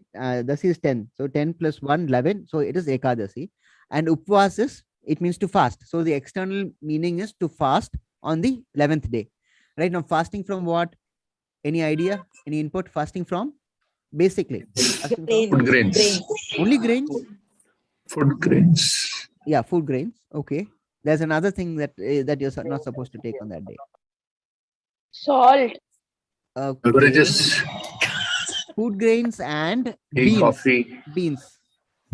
Right. So food grains and beans are what we should refrain from. So that is the external meaning, right? So external meanings, we have to fast on Ekadasi and we have to refrain from eating food grains and beans. Okay. Legumes, basically, right? Right. Then what is the internal meaning then? Now, the internal meaning is linked to astrology. Okay. Now, Ekadasi is the 11th day, right? Now, in astrological calculations, the tithis are given the names as per their numbers, right? I'll give you an example. I'll give you several examples. The first one is, you all would certainly know this. What is the 3rd day in the sequence called? 11th is Ekadasi. What is the 3rd day called? Trayodashi. Yeah, Tritiya, right? Yeah. And we have a very important auspicious occasion. Which is that? Akshaya Tritiya, right? Similarly, Ganesh Prabhu appeared on the 4th day. What is that called? Chaturthi, right? So Ganesh Chaturthi. And Nagas, Panchami. Panchami, right? Panchami. So there is a long list like that. So let's see. Ashtami, who do you associate Ashtami with? Krishna. Radha Ashtami. Janmashtami. Radha Ashtami, correct? And Navami? Durga. Ram Navami. Right. Ramanavami. Ramanavami. Ramanavami. Is Vijay Dasmi, right? And 11th is of course Superstars Day, right? Krishna is there. So the inner meaning of Eka is the 11th day, of course, right? That we saw. Now Upavas is slightly different. Upa means to come closer, right? It's not just to fast, right? So Upa is to come closer, and Vasa is to stay. Okay. So the inner meaning is to stay close to Krishna through our 11 senses, right? This we have seen in class what the senses are, right? So okay, let me just mute you all so that I'll call for if required. Okay. So the inner meaning is of Upvas is Upa, as I mentioned, was to come closer, and Vasa is to stay, right? So the inner meaning is to stay close to Krishna through the application of all our 11 senses, correct? 11 senses because Ekadasi, right? So all the 10 senses plus the mind. Mind includes all the false ego and the intelligence also. So it is 11 put together totally. So that is why Ekadasi, Upavas. So to stay close to Krishna through the application of all the 11 senses. So that's the internal meaning. Right now we have got the meaning put in place. Right now let's see how do you get to Krishna by fasting. Okay, let's examine that. How do you get Krishna by fasting? Right now, let's get one thing straight. You do not get Krishna by fasting, just by fasting, right? The process is that you absorb your consciousness so much in the service of Krishna that you put the basic needs of eating and sleeping behind you. That's the idea of Ekadasi. So it's not just fasting. It is fasting coupled with your conscious application towards Krishna, right? Your consciousness should be in Krishna. That's why it's called Krishna consciousness, right? So that you observe through with Krishna all the 11 senses, which is to be applied into Krishna consciousness. So it is not just that the fast is important. What is more important is being observed in Krishna consciousness. See, if you are only focused on fasting, then it is only a ritual, correct? It's only a ritual. So you have to put the spirit in it. That's when it becomes spiritual, right? So you have to put the spirit into the ritual part of it. It is the ritual aspect of it. We know the fasting of it, but then unless it is coupled with the spirit, that is the Krishna conscious element of it, it does not become spiritual. It only remains a ritual, right? So it is, as I said, only when you add the spirit to the ritual does it become spiritual, correct? So that is the basics broadly of Ekadasi. That one, we saw the meaning, the date, the hidden meaning and the external meaning, and what is actually required is that this is not just fasting, but it is also to be absorbed in conscious Krishna conscious. Now, for today's presentation, it will be the scientific basis of Ekadasi, right? So science and Ekadasi. We all know DNA strands, right? The basic building blocks of life, DNA strands. Okay, I just take it that you all know DNA strands. I've muted you all, sorry. So I mean, of course, this is common knowledge. So DNA is the basic building blocks of life itself, correct? And the problem is with this DNA, right? So this DNA is, they have something called as junk DNA, right? Now, the DNA obviously carries information, right? Because it's the basic building block of life, because information is how it constructs life, right? So this junk DNA, it carries no information. So it is the direct opposite of DNA. Though it is in the DNA, it is the direct opposite of DNA, because DNA is comprised of information. But this junk DNA, it does not have any information, right? So in fact, the scientists, they use this example to argue that God does not exist. Okay, it was seen as the mistake of God to leave useless artifacts in the basic building blocks of life, right? Because God is supposed to be perfect, and if he is perfect, if he's supposedly perfect, then how did he make a mistake in leaving these useless things in the DNA, right? So the conclusion that was canvassed was that God had made a mistake. In fact, this junk DNA came to be termed by those scientists as God's mistake, the mistake of God, right?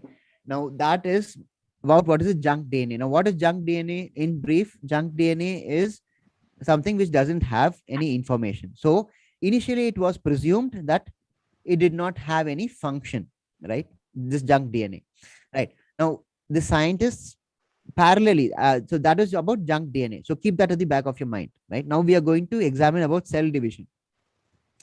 In parallel studies, when they were examining about this junk DNA, parallelly the scientists were also examining about cell division, right? They were under this impression for long that cell division goes on infinitely. Okay, do we have any scientists here, DNA scientists specifically, or any science person here? Please lift your hands. I really like to consult you on this after this explanation. So just give me a hand raise and just keep it raised, and we'll have a discussion after this. Okay, so any person connected with science who knows about cell division, chromosomes, all that, please lift your hands if you are among the 60 who are here. Okay. Okay, Savaik, excellent. So just keep your hand raised and tell me how far what I'm saying is correct or incorrect. Okay, because this is extensively researched, right? Oh, there's another one also. Who's the other one? Aparna Mataji, wonderful. Just keep your hands raised. We'll have a discussion after this. Okay, right. So in parallel studies, as I was mentioning, the scientists were under the impression initially that cell division can go on till infinity, that there was no limit, that a cell can keep on dividing, right? So it was one of the ways which was being researched for immortality, if I may call it, or at least living for a long time, right? It was thereafter found by many studies later that it is not that cells can divide infinitely, right? It has a limit. And what is that limit dependent upon? That limit is dependent upon the junk DNA. You see what happens when cells replicate, right? The DNA also duplicates, right? And every time that process happens, a portion of this junk DNA is lost, right? So it was found that cell division to take place, this junk DNA is vital, right? So only when they came to know about it did they stop saying about this junk DNA as a mistake of God. So that apart, the scientists now had this knowledge that in order to propagate or promote the cell division, this junk DNA is a necessary bit. It is because of that the cell division actually happens and life is elongated, right? Now, the important thing to understand here is that every time you lose that little bit of junk DNA, your life is reduced. Okay. Therefore, it is the size of the junk DNA which is lost in this process of cell division that determines the duration of your life. So the less the junk DNA that is lost, the longer you live, right? So far, I hope I'm clear.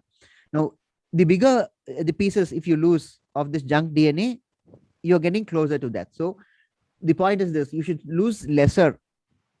You should lose lesser amounts of this junk DNA in order to prolong your life, right?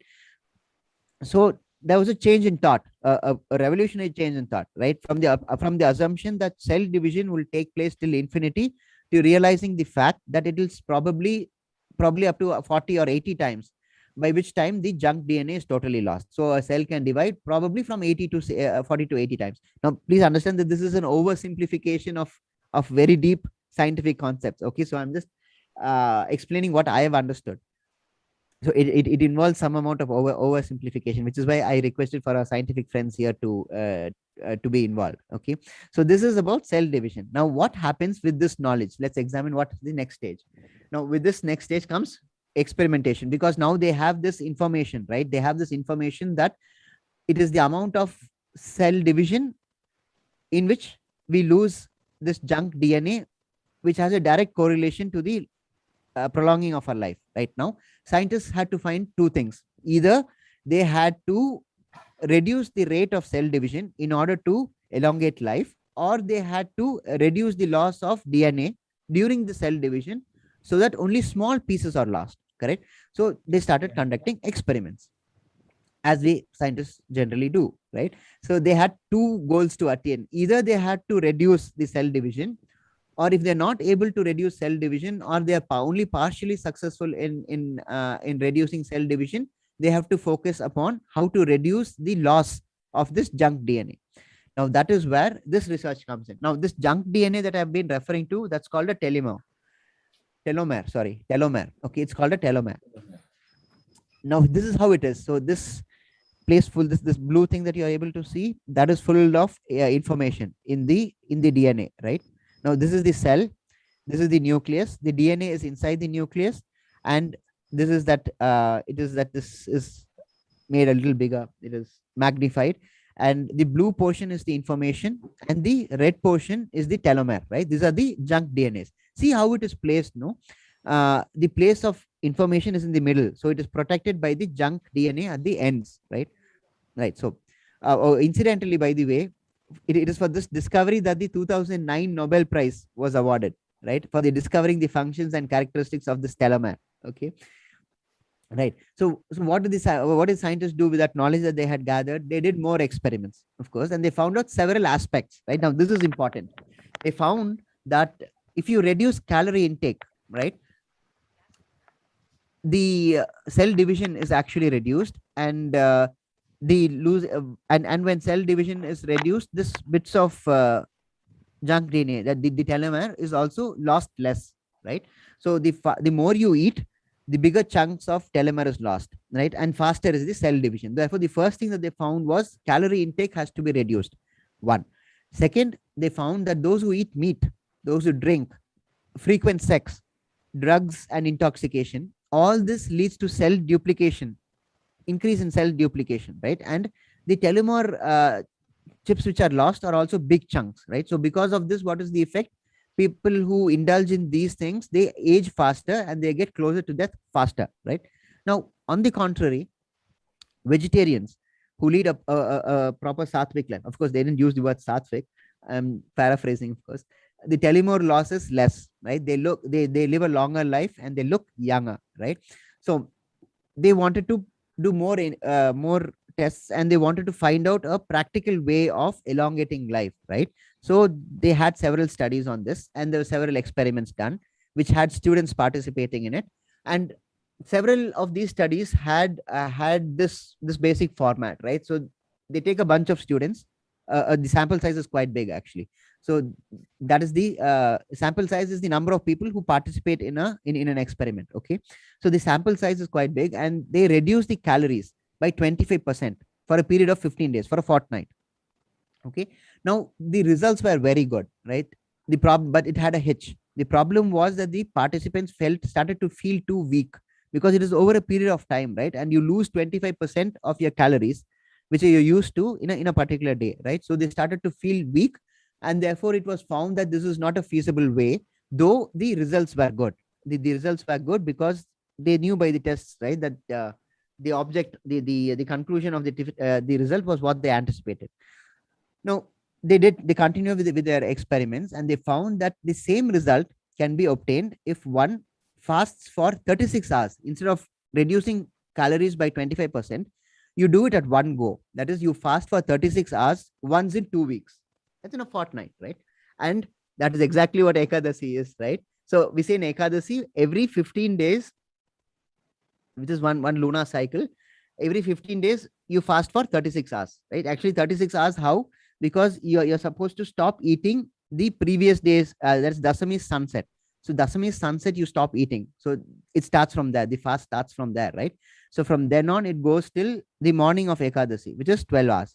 And then from morning of Ekadasi till the next day's morning, that's Dwadasi's morning, which is 24 hours. So 24 plus 12, 36 hours.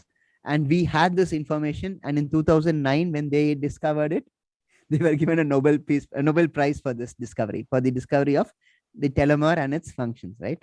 Now, once you fast for 36 hours, what happens? The cell duplication is less, right? And the telomere is more, and smaller pieces are lost, right? They start looking younger, and they live for longer. And interestingly, the scientists also found that this works optimally for individuals between the age of 8 and 80. Right, which is exactly in Padma Purana, it is this very age limit which has been stated. 18. 8 to 80, right? That is, you can start fasting after you reach the age of 8, and then you continue it as long as you live up till 80. But then people who are below 8 and after 80 are exempt, because for them, scientifically speaking, at least, the advantages then start to diminish, right? So that is the scientific basis of the Ekadasi fast. Right. So as I was mentioning, mostly this will be a 3-part series. Tomorrow we will examine the foods that can be taken and the spiritual basis also. So I hope I've been able to explain in some extent at least. I'm sure I've oversimplified it. It is much more complicated than what I just mentioned. I hope I've conveyed the concepts right, which is why I had requested for a scientific outlook. Let's see. Let's consult science people here. Savai Prabhu and Aparna Mataji. Savai Prabhu first, because he had raised the hands first. Yeah, is this yes, even Prabhuji. close to what is scientifically established? Because I know it is scientific. I just wanted a confirmation. Yes, Prabhuji. Yes, it Because is. the DNA sequence is there, it should stop somewhere. And Yes. it said that the fault DNA means AUG or UCA, UTA. It is the Okay. stopping DNA tribe. So Hmm. till then, the DNA is copied, and then the proteins are made. Mhm. So if the DNA sequence is not stopped, it will copy as long as it is. Okay. And the DNA, it covers the Earth 7 times in one body. In one word. Yeah, correct. Okay, it's It's also such long so that. packed together, right? Yes, Prabhuji. Thank you. Thank you so So much. it is in Aparna the Mataji. nucleus. Hare Krishna. Thank you so much, Prabhu. Thank you for the inputs. Let's just have a word with Aparna Mataji. Hare Krishna, Aparna Mataji. Please unmute. I've requested you to unmute.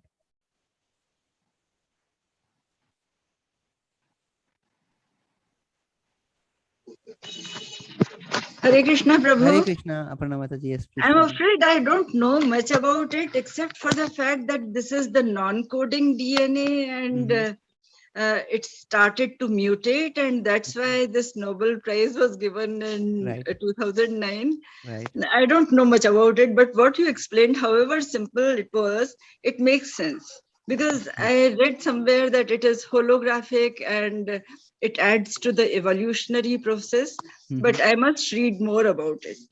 Thank you No, so much. I've definitely oversimplified it. Of course, experts would be able to explain it better, but definitely I'm not an expert. But I did Yeah. my research out of this, and I mean I can give I the don't know links much for the about papers also. genetics, I read more of chemistry.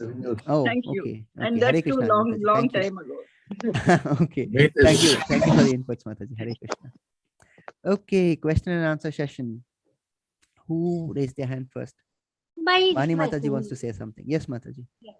Because I have two questions, not questions. The when you are describing the inverted banyan tree or People tree. Yes, yes.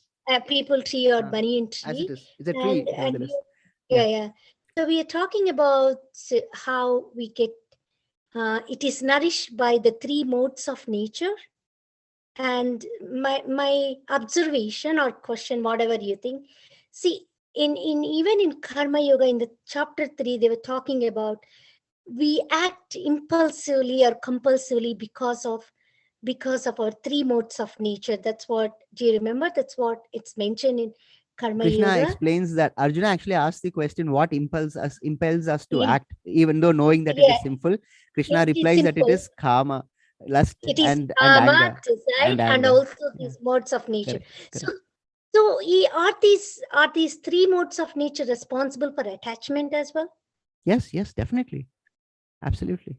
They are responsible for attachment also. Because see, that is the definition of a person in Rajas, right? He is attached to the fruits of his labor. And a sattvic person is attached to happiness. He is hankering after happiness. That is the problem with the three modes. You have to transcend them to get over attachment. Even sattvic person is attached to the goodness. Happiness. Happiness. Yeah. And one more question is with regard to the beautiful story you have narrated is from Bhagavatam. The 16,000 princes. What about what about the elephant? The man hanging. Oh no, that's from Mahabharata. Sri Parva. It's Vidura explaining to Yudhishthira.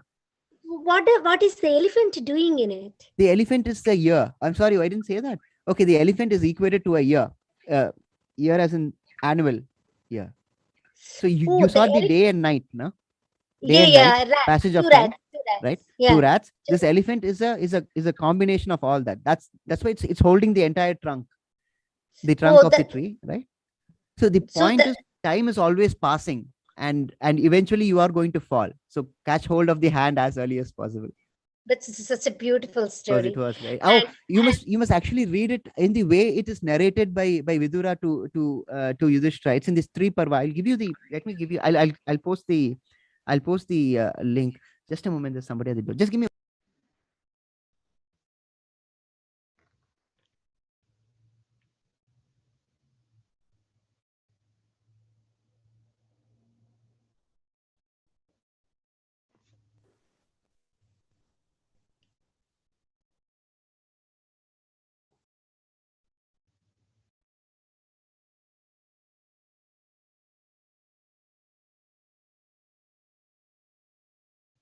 Sorry about that. Sorry about that. Yeah, that's okay. As I was And- saying, yeah, this is from the Mahabharata. You must read the description which Yudhishthira gives. Sorry, which Vidura gives out. Beautiful, really.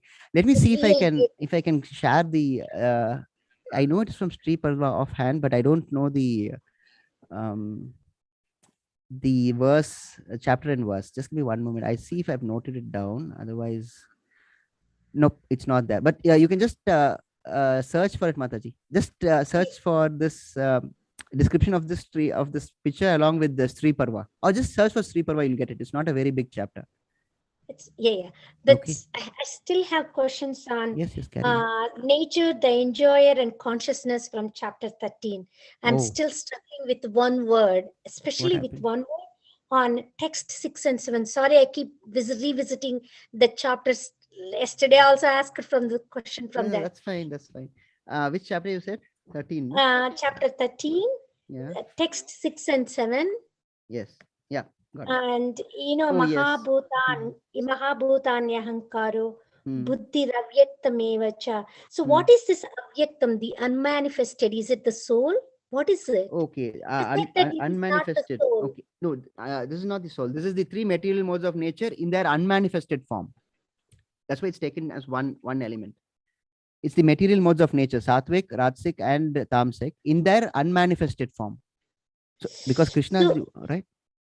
You getting it? So the unmanifested is the 3 modes of nature. Yes. You were- In their unmanifested form. See, that's a concept for advanced level. For the time being, don't. I mean, or continue with it, because right now it's very complicated to go into it. It No, requires I understand. I understand. I know it's too complicated for us, but because I kept struggling, because you said that it's not the soul. Then what is this unmanifested? I kept asking myself, I revisited it so many times. Thanks for telling me that it's 3 modes of nature. Yeah, it's the Now material it mode. makes my life easier. The And if you go to- unmanifested form of the 3 material modes of nature. And if you go to 8 and 12 in that, Mhm. in the same chapter, this is the last question. I Yeah. won't ask you any question on this chapter. No, I'm not like done. that. Questions are welcome, but it's just that the others are also waiting. So I thought, can I come back to you? Yeah, For yeah. this question? Okay, I'll come back to you. Yeah. Jayesh Prabhu, Yeah. Hare Krishna. Hare Krishna, Prabhu. Yes, Hare Krishna, man. Prabhu. Yeah, I'll try to keep my question short. No, that's okay. So, go on. Prabhuji, so my question is from the yesterday's chapter, Mhm. where you showed we have 6 lokas above the Prithvi Lok and 6 Yeah, below the Prithvi 7 Lok, above, right? 7 as below. per the Lok chart. 7 above, Oh, 7 7, below. right. So that is like one, what should we say, like Saur Mandal, right? We have one sun and then our earth, and then so that is one. And same as that, we have thousands of other suns, correct? Yes. So is this 7-layer thing like those many in thousands? So my question is, the Swarg Loka and those things are not just one, right? Because that is pertaining to just one sun. We have thousands of other suns in the planet, in the universe. Yes. So every sun has this Swarg Loka and those things, right? That means those many You Indras. remember Goloka chart, right? You remember Yeah, right. Goloka chart? I mean, the bigger version of what was shown yesterday, where I explained about Krishna expanding eventually to Vishnu in the 400 form, and then Vishnu takes 3 other forms. Garbhodaksha Vishnu, you have Shirodaksha Right. Vishnu, Yeah, yeah. 3 right? Vishnus. So one of those Ji. Vishnus, by the very breathing, creates so many universes, right? So many, by the Right. mere breath, universes are created. You get this Mhm. all from Bhagavatam, okay? So Correct. each universe has all this, and ours is like this, Right. like how it is mentioned here.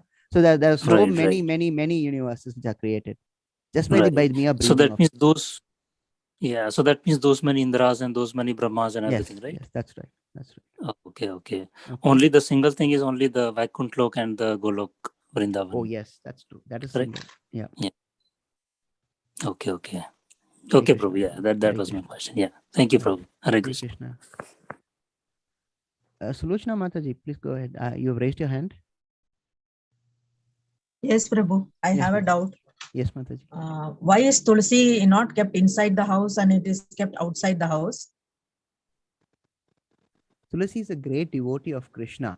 That much I know, but I don't know why it is not kept. I didn't know that it was not kept inside the house. Yeah, but then now that you mention it, see, these are It's things that I not didn't kept actually inside the think of. house. So these are just. It is not kept inside the house. I didn't know have that. I heard. didn't know that. Huh, okay. So this is information to me. So I didn't know that. I mean, yeah, I've seen Tulasi Madam usually kept outside the house only. You're right, but I Outside, don't know yes. why. I don't know the story or the reason behind why it's not kept inside the house, Mataji. I can find No, out, Mataji. I'll let you know. I'll It is- I'll, it I'll let is- you know tomorrow. It is a curse actually, Tulsi, because Oh. you can see in Kashi, Tulsi is never grown in Kashi. That is because Oh. it is Sita's curse. Oh. But I see. inside, it is not kept inside the house. He said because of the same curse, I don't know. Okay, I can find out, Mataji. I didn't Okay. apply my mind towards that aspect of the matter at all. See, there are so many things. Okay, In Prabhu. fact, the other day, a devotee had asked about why is it Narasimha Aarti played in the temple. I mean, I've heard Narasimha Aarti so many times in the temple, and then I was really stumped by that question, because I never thought why is this that it is played in the question, which is why this interaction, it helps so many things. I get to learn Yes. so much from you, from the devotees also. So I found out, I asked a very senior devotee, and she told me that the very concept of Narasimha is as a protector, right? As one who removes obstacles, and that is the reason why it is played in the temple, right? So that is the explanation of why Narasimha Aarti is being played in the temples. So I'm sorry, Okay. it's just that you see these things, even It's all right. when you hear, you don't apply your mind to it. It's only when questions are asked, oh my God, why did I not think of that? Right? And Okay, one so more. thank you very much for the question. One more question. Yes, please. Why did Krishna marry Radha? He married Rukmini, Satyabhama, and others, but he didn't marry Radha. Marriage, Mataji, is between two people, isn't it? Isn't Yeah. it? Yeah, but there's Yeah. no difference between Radha and Krishna. Straight answer. Yeah, they both are. Yeah. Yeah. So Okay. therefore, it is that there is no concept of marriage between those two. Okay. And there are so many more explanations. It's a very deep concept, Mataji. Why Radha? I mean, that's okay. That's for another day. But I just give you a short answer. They are not different from each other, right? So therefore, it is that. Is it Jivatma and Paramatma like? Let's not get into all that. Why are you complicating? But by the way, we've also given up on our requirement of asking questions, right? What is the requirement? You have to mention what you studied in class. No, what did you study today? Give me one lesson from the class. Yeah, I gave up. Sulochana Mataji, can you tell me Yes, anything sir. that you learned in class Today? Yes. Today we learned. Which is why I made it a precondition to asking questions. You have to say one thing before you ask a question, correct? And somehow I also forget, and it's not being implemented. So I mean, we had a lot of concepts today. We had about the okay. I won't tell you. Then you just repeat what I'm saying. So what did we study today, Mataji? We had 4 headings, right? We Today studied all something about a tree. About the relations with God and about Ekadashi No, and that's how to do. that's after class. That was after class. That description of the scientific basis of Ekadasi was after class. What was this? In chapter 15? What did we study? Inverted tree. Yes. And what is that tree? What are you supposed to do with that tree? That is the spiritual world is the real, and ours is material world is just an illumination of that. A reflection of it. Okay, good enough. Reflection of that. Thank you, Mataji. Hare Krishna. Hare Krishna. Thank you so much. Okay, Aparna Mataji still has a hand raised. Aparna Mataji, you would like to say anything?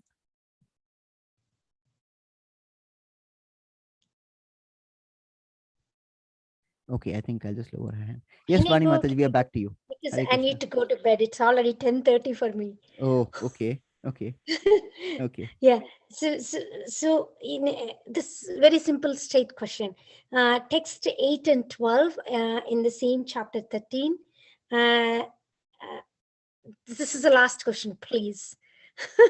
Let us implement it. No, tell me what you studied in class today, please. Oh, I can say that. Yeah. You want I me know to- you pay attention in class, so tell me what did you study in class? Oh, in today's class, Yes. I'll give you the takeaway message for me. Okay. The takeaway message for me is that the Paramatma is the digestive juice in me. Okay. You know, Okay. Vrukrodara, something he says, Vaishwanara. No, you got the concept Vaishwanara. right. You've got the Yeah. concept right. Let's leave Sanskrit out of it for the time being. See, basic class, you have to get the concepts. Advanced class, Sanskrit. Okay. So basic class, let's get the concepts first, right? Okay. Yeah. So which verse were you telling me, madam? 8 and 12. Chapter 13, 8 and 12. 8 and 12. Okay. So this is a simple question because I was looking at these 8 and 12 text. So when I I'm look usually at it, stumped by simple questions. I mean, not that I'm also stumped by complicated questions. So either way, I'm stumped. Anyway, go on. so it's only my understanding. I Mhm. mean, I may be wrong. The first verse, the eighth verse is the eighth verse about the qualities we need to have, like, you know, like, just a minute. Let me check my note. Sorry, I don't want to take your time. And I thought that those are the attributes required to receive knowledge, like humility, 20 simplicity. aspects of knowledge. Krishna says that Yeah. these are not what knowledge is, and everything else is ignorance. Yeah, these are the, but what about the next one? Indriyarteshu vairagyam. Is it towards dispassion, going towards, you know, detachment and dispassion? From then, if you look at all of them, it's like Indriyarteshu vairagyam anahankaram. Okay, let me go to the English one, the translation. So if you look at the renunciation of the objects, absence of false ego, and death, old age, detachment. So if I just look at the eighth verse itself, it looks like to me, my understanding, like that just the qualities or attributes to receive the knowledge. And from ninth verse onwards, all of them are pointing towards renunciation or dispassion, I think. Am I correct or not? I will That's have to. only- I'll have to reflect upon that, Mataji. I haven't thought about it that way. I'll get back to you tomorrow. Let me think about what you're saying. Okay. So, Yeah. so what you're It's saying okay. is that these have a specific a flow, so Yeah, to speak. because the flow by talks about renunciation and giving up attachment to the children, I mean family, and living in a solitary life towards dispassion or towards vairagya. The first one is about the qualities like simplicity, non-violence, and all that stuff. I was just looking at it. This is my last question on the chapter. No more questions. Okay. Sorry. Hare Krishna. Thank you so much. Sorry. And it's almost Namaste. winding up time too. Let's see if there are any Namaste. questions in the chat box. Purnima Mataji is there. Hare Krishna. Purnima Mataji is not here. Okay. Okay. Let's see if we have any questions in the chat. Oh, quite a few posts. I don't know if there are questions though. Okay, these are all interactions when I ask questions. Okay.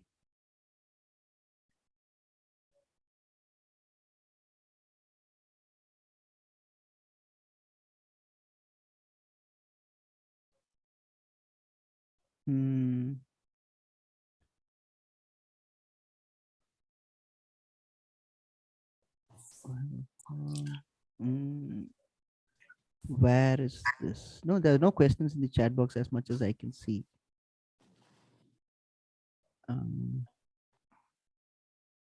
Hello, Prabhuji. This Pushpaja here. Hare Krishna Mataji. Hello.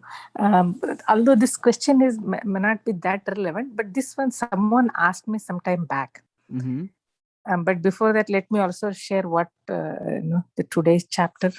Yes, Mataji. About please. the Thank detachment you and how yes, to yes, reach Krishna as a board. Yeah. And last we spoke about the Ekadashi and how recently the scientific were able to prove that. And moreover, it was more about the vairagya, the detachment of the senses, and what are the path. Yes. That's what I could Wonderful. understand. Thank you. Thank you for paying attention in class. Yes, Mataji. What is Okay. your question?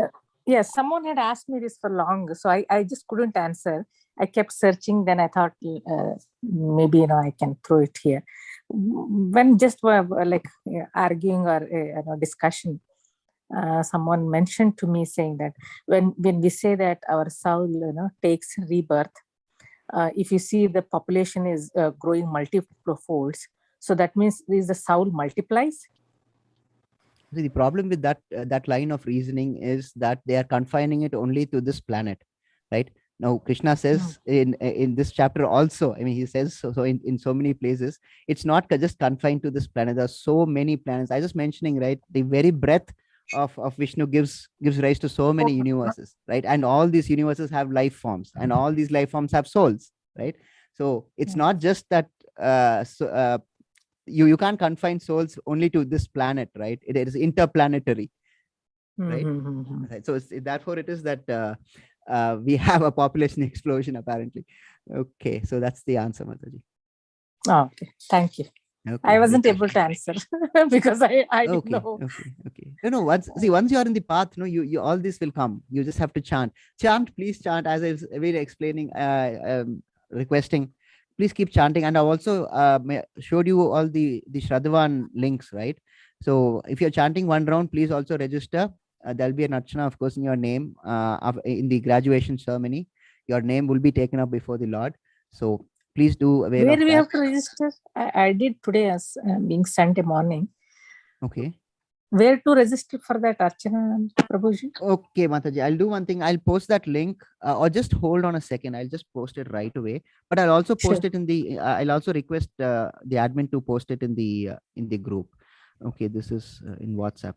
Just give me a moment. I'll just post it in the chat box also. Yes, Rama Mataji, in the meantime, I think we can take your question. We're almost at 8. I'm just saying that we are having Adhik Maas in this lunar, and there are 13 lunar months in a year. So Ekadashi must be 26. Sometimes 1 or 2 is more, Mataji. That's right. Sometimes not often, but sometimes even a month can have 3. Depends upon how it is arranged. Almost every year there is one Adhik Maas. Okay. And that is the 13 lunar months and 12 hour months. Okay, Mataji. Thank you very much. Thank you. Okay, so I was going to put that Shraddhavan link, right? So just give me a moment. Let me just get Sorry, sir. Adhik Masa is every 2.5 years. I'm getting this. Yep.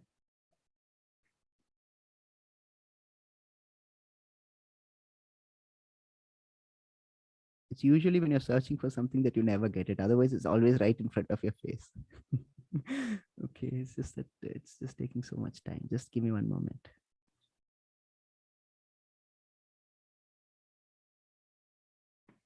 Yeah, got it. Got it.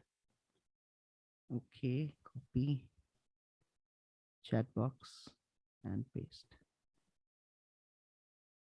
Okay, so it's posted in the chat box, Mataji. You can just click on that link and it will open a web page. So you just have to register for it and it's done. Okay, it's pretty simple, straightforward explanations also. You just have to read it and just fill it up. That is all. So there's no questions in the chat box today. So I think we can wind up for today's session. Tomorrow is chapter 16. Very nice chapter. So please do join, and we'll be continuing our Ekadasi session tomorrow also. I hope to finish it tomorrow itself. I don't want to take it to the day of Ekadasi. You see, then it doesn't make sense, because it'll be more practical if we understand the whole thing tomorrow and then have the Ekadasi fast with knowing what it is about, right? So I'll So when is everyone. Ekadashi, Prabhuji? Yes. Wednesday? Yes, When is Ekadashi? 18th is the Ekadasi. Oh, Wednesday. Oh, yeah, Wednesday. Okay. Okay, so let me unmute you all so we can conclude this with, okay, you'll all have the, okay, ask all to unmute. Okay, so please unmute and let's conclude. Bhagavad Gita ki Jai. Jai. Srila Prabhupada ki Jai. Yeah. Hare Krishna. Thank you so Jai. much for Hare joining. Krishna, Prabhuji. Let's meet Hare tomorrow. Krishna. Thank you, Prabhuji. Thank you. Thank you. Thank you so much. Thank you for the Hare wonderful Krishna, explanation Prabhuji. of